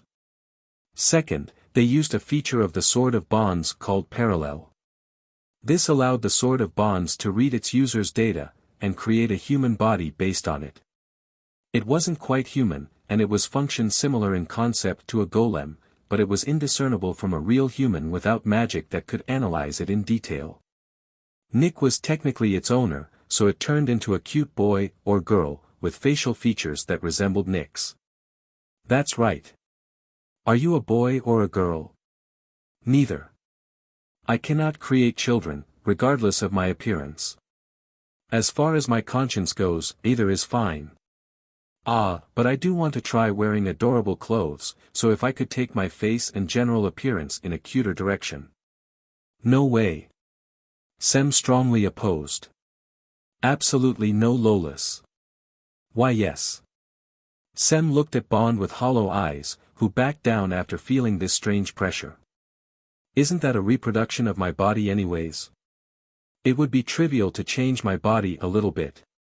I think a girl would be cuter, do you not? It really is just your own interest, isn't it? Cuter is better, is it not? Bond peeked at Sem, who made an X with his hands. I think he's traumatized, so leave it at that.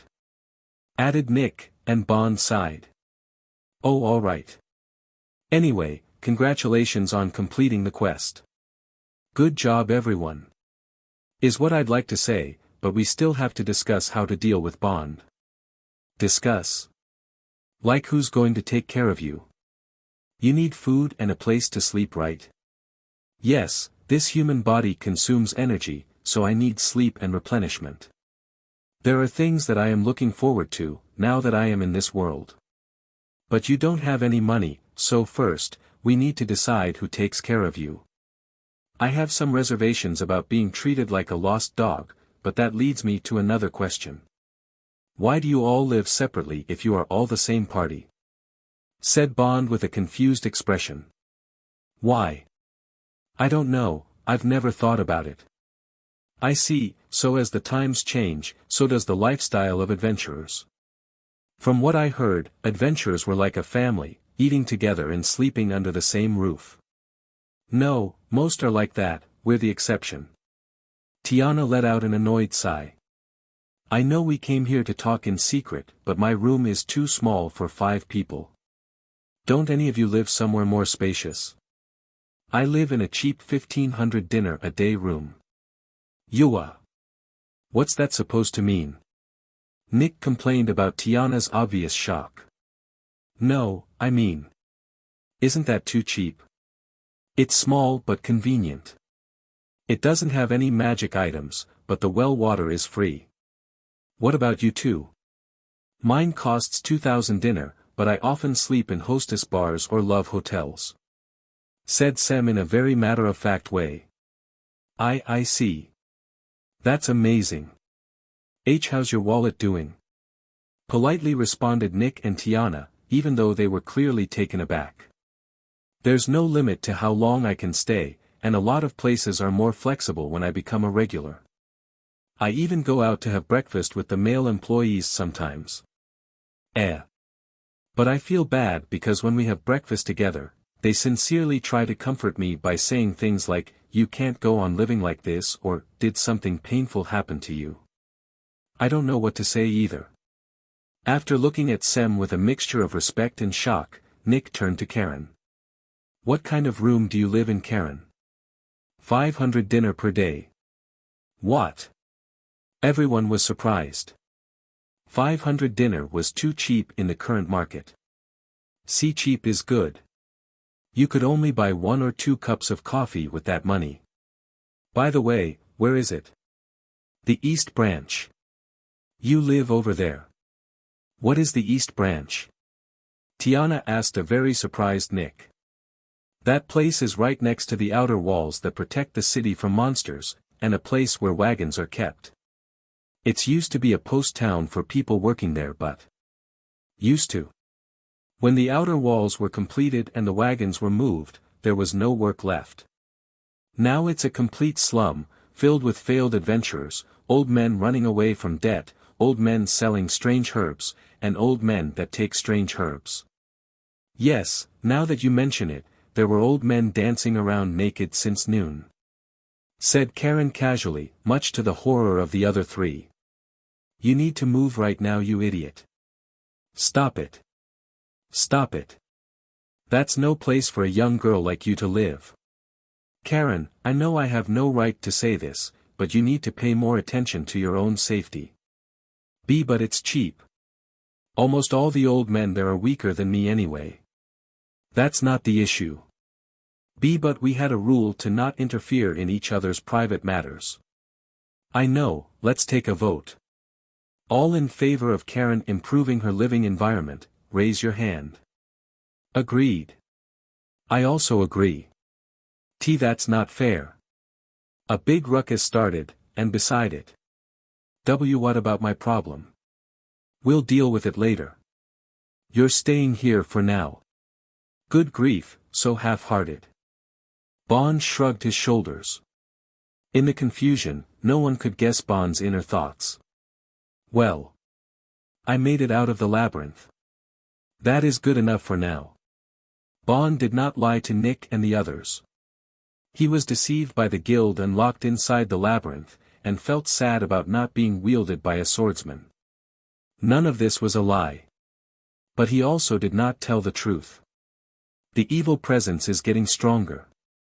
The seal of the demon god may have been broken. I apologize, Father, for being safely stuck here. The demon god was something that appeared every 1,000 years or every few hundred years. It was such a long period of time, that even though it was told about in legends, people forgot its danger, scoffed at it, and started conflicts among themselves. The last war in particular was fierce enough to threaten to bring an end to civilization. The plan given to the Sword of Bonds, who survived the war, was to preserve its freedom as much as possible, and to watch over the world of humans from outside of a position of power. This was part of the reason why the Sword of Bonds meddled with the labyrinth security, led the adventurers in, and had them take it outside. It was for the sake of the plan. I hope I did not really feel the presence of the demon god, and it was just my imagination. But if that is not the case, these four will have to become heroes. Thought the Sword of Bonds, while nonchalantly looking on at the confusion before it. You'll need to at least move into a 1,500 dinner a day place like Tiana. No. Come on. I'll buy you something tasty. I know what's tasty better than you. As the Sword of Bonds watched over the argument spew back and forth, it did wonder if those four really were all right, but it most certainly wasn't unhappy. They weren't frantically after a sacred sword out of greed, and sympathized with it after hearing about its circumstances. The Sword of Bonds thought, I will have to watch over them, like a guardian. In reality, it was them who were taking care of the Sword of Bonds. Well, this liveliness is not bad. After living so long. Perhaps it was not so bad to be picked up by this adventurer party.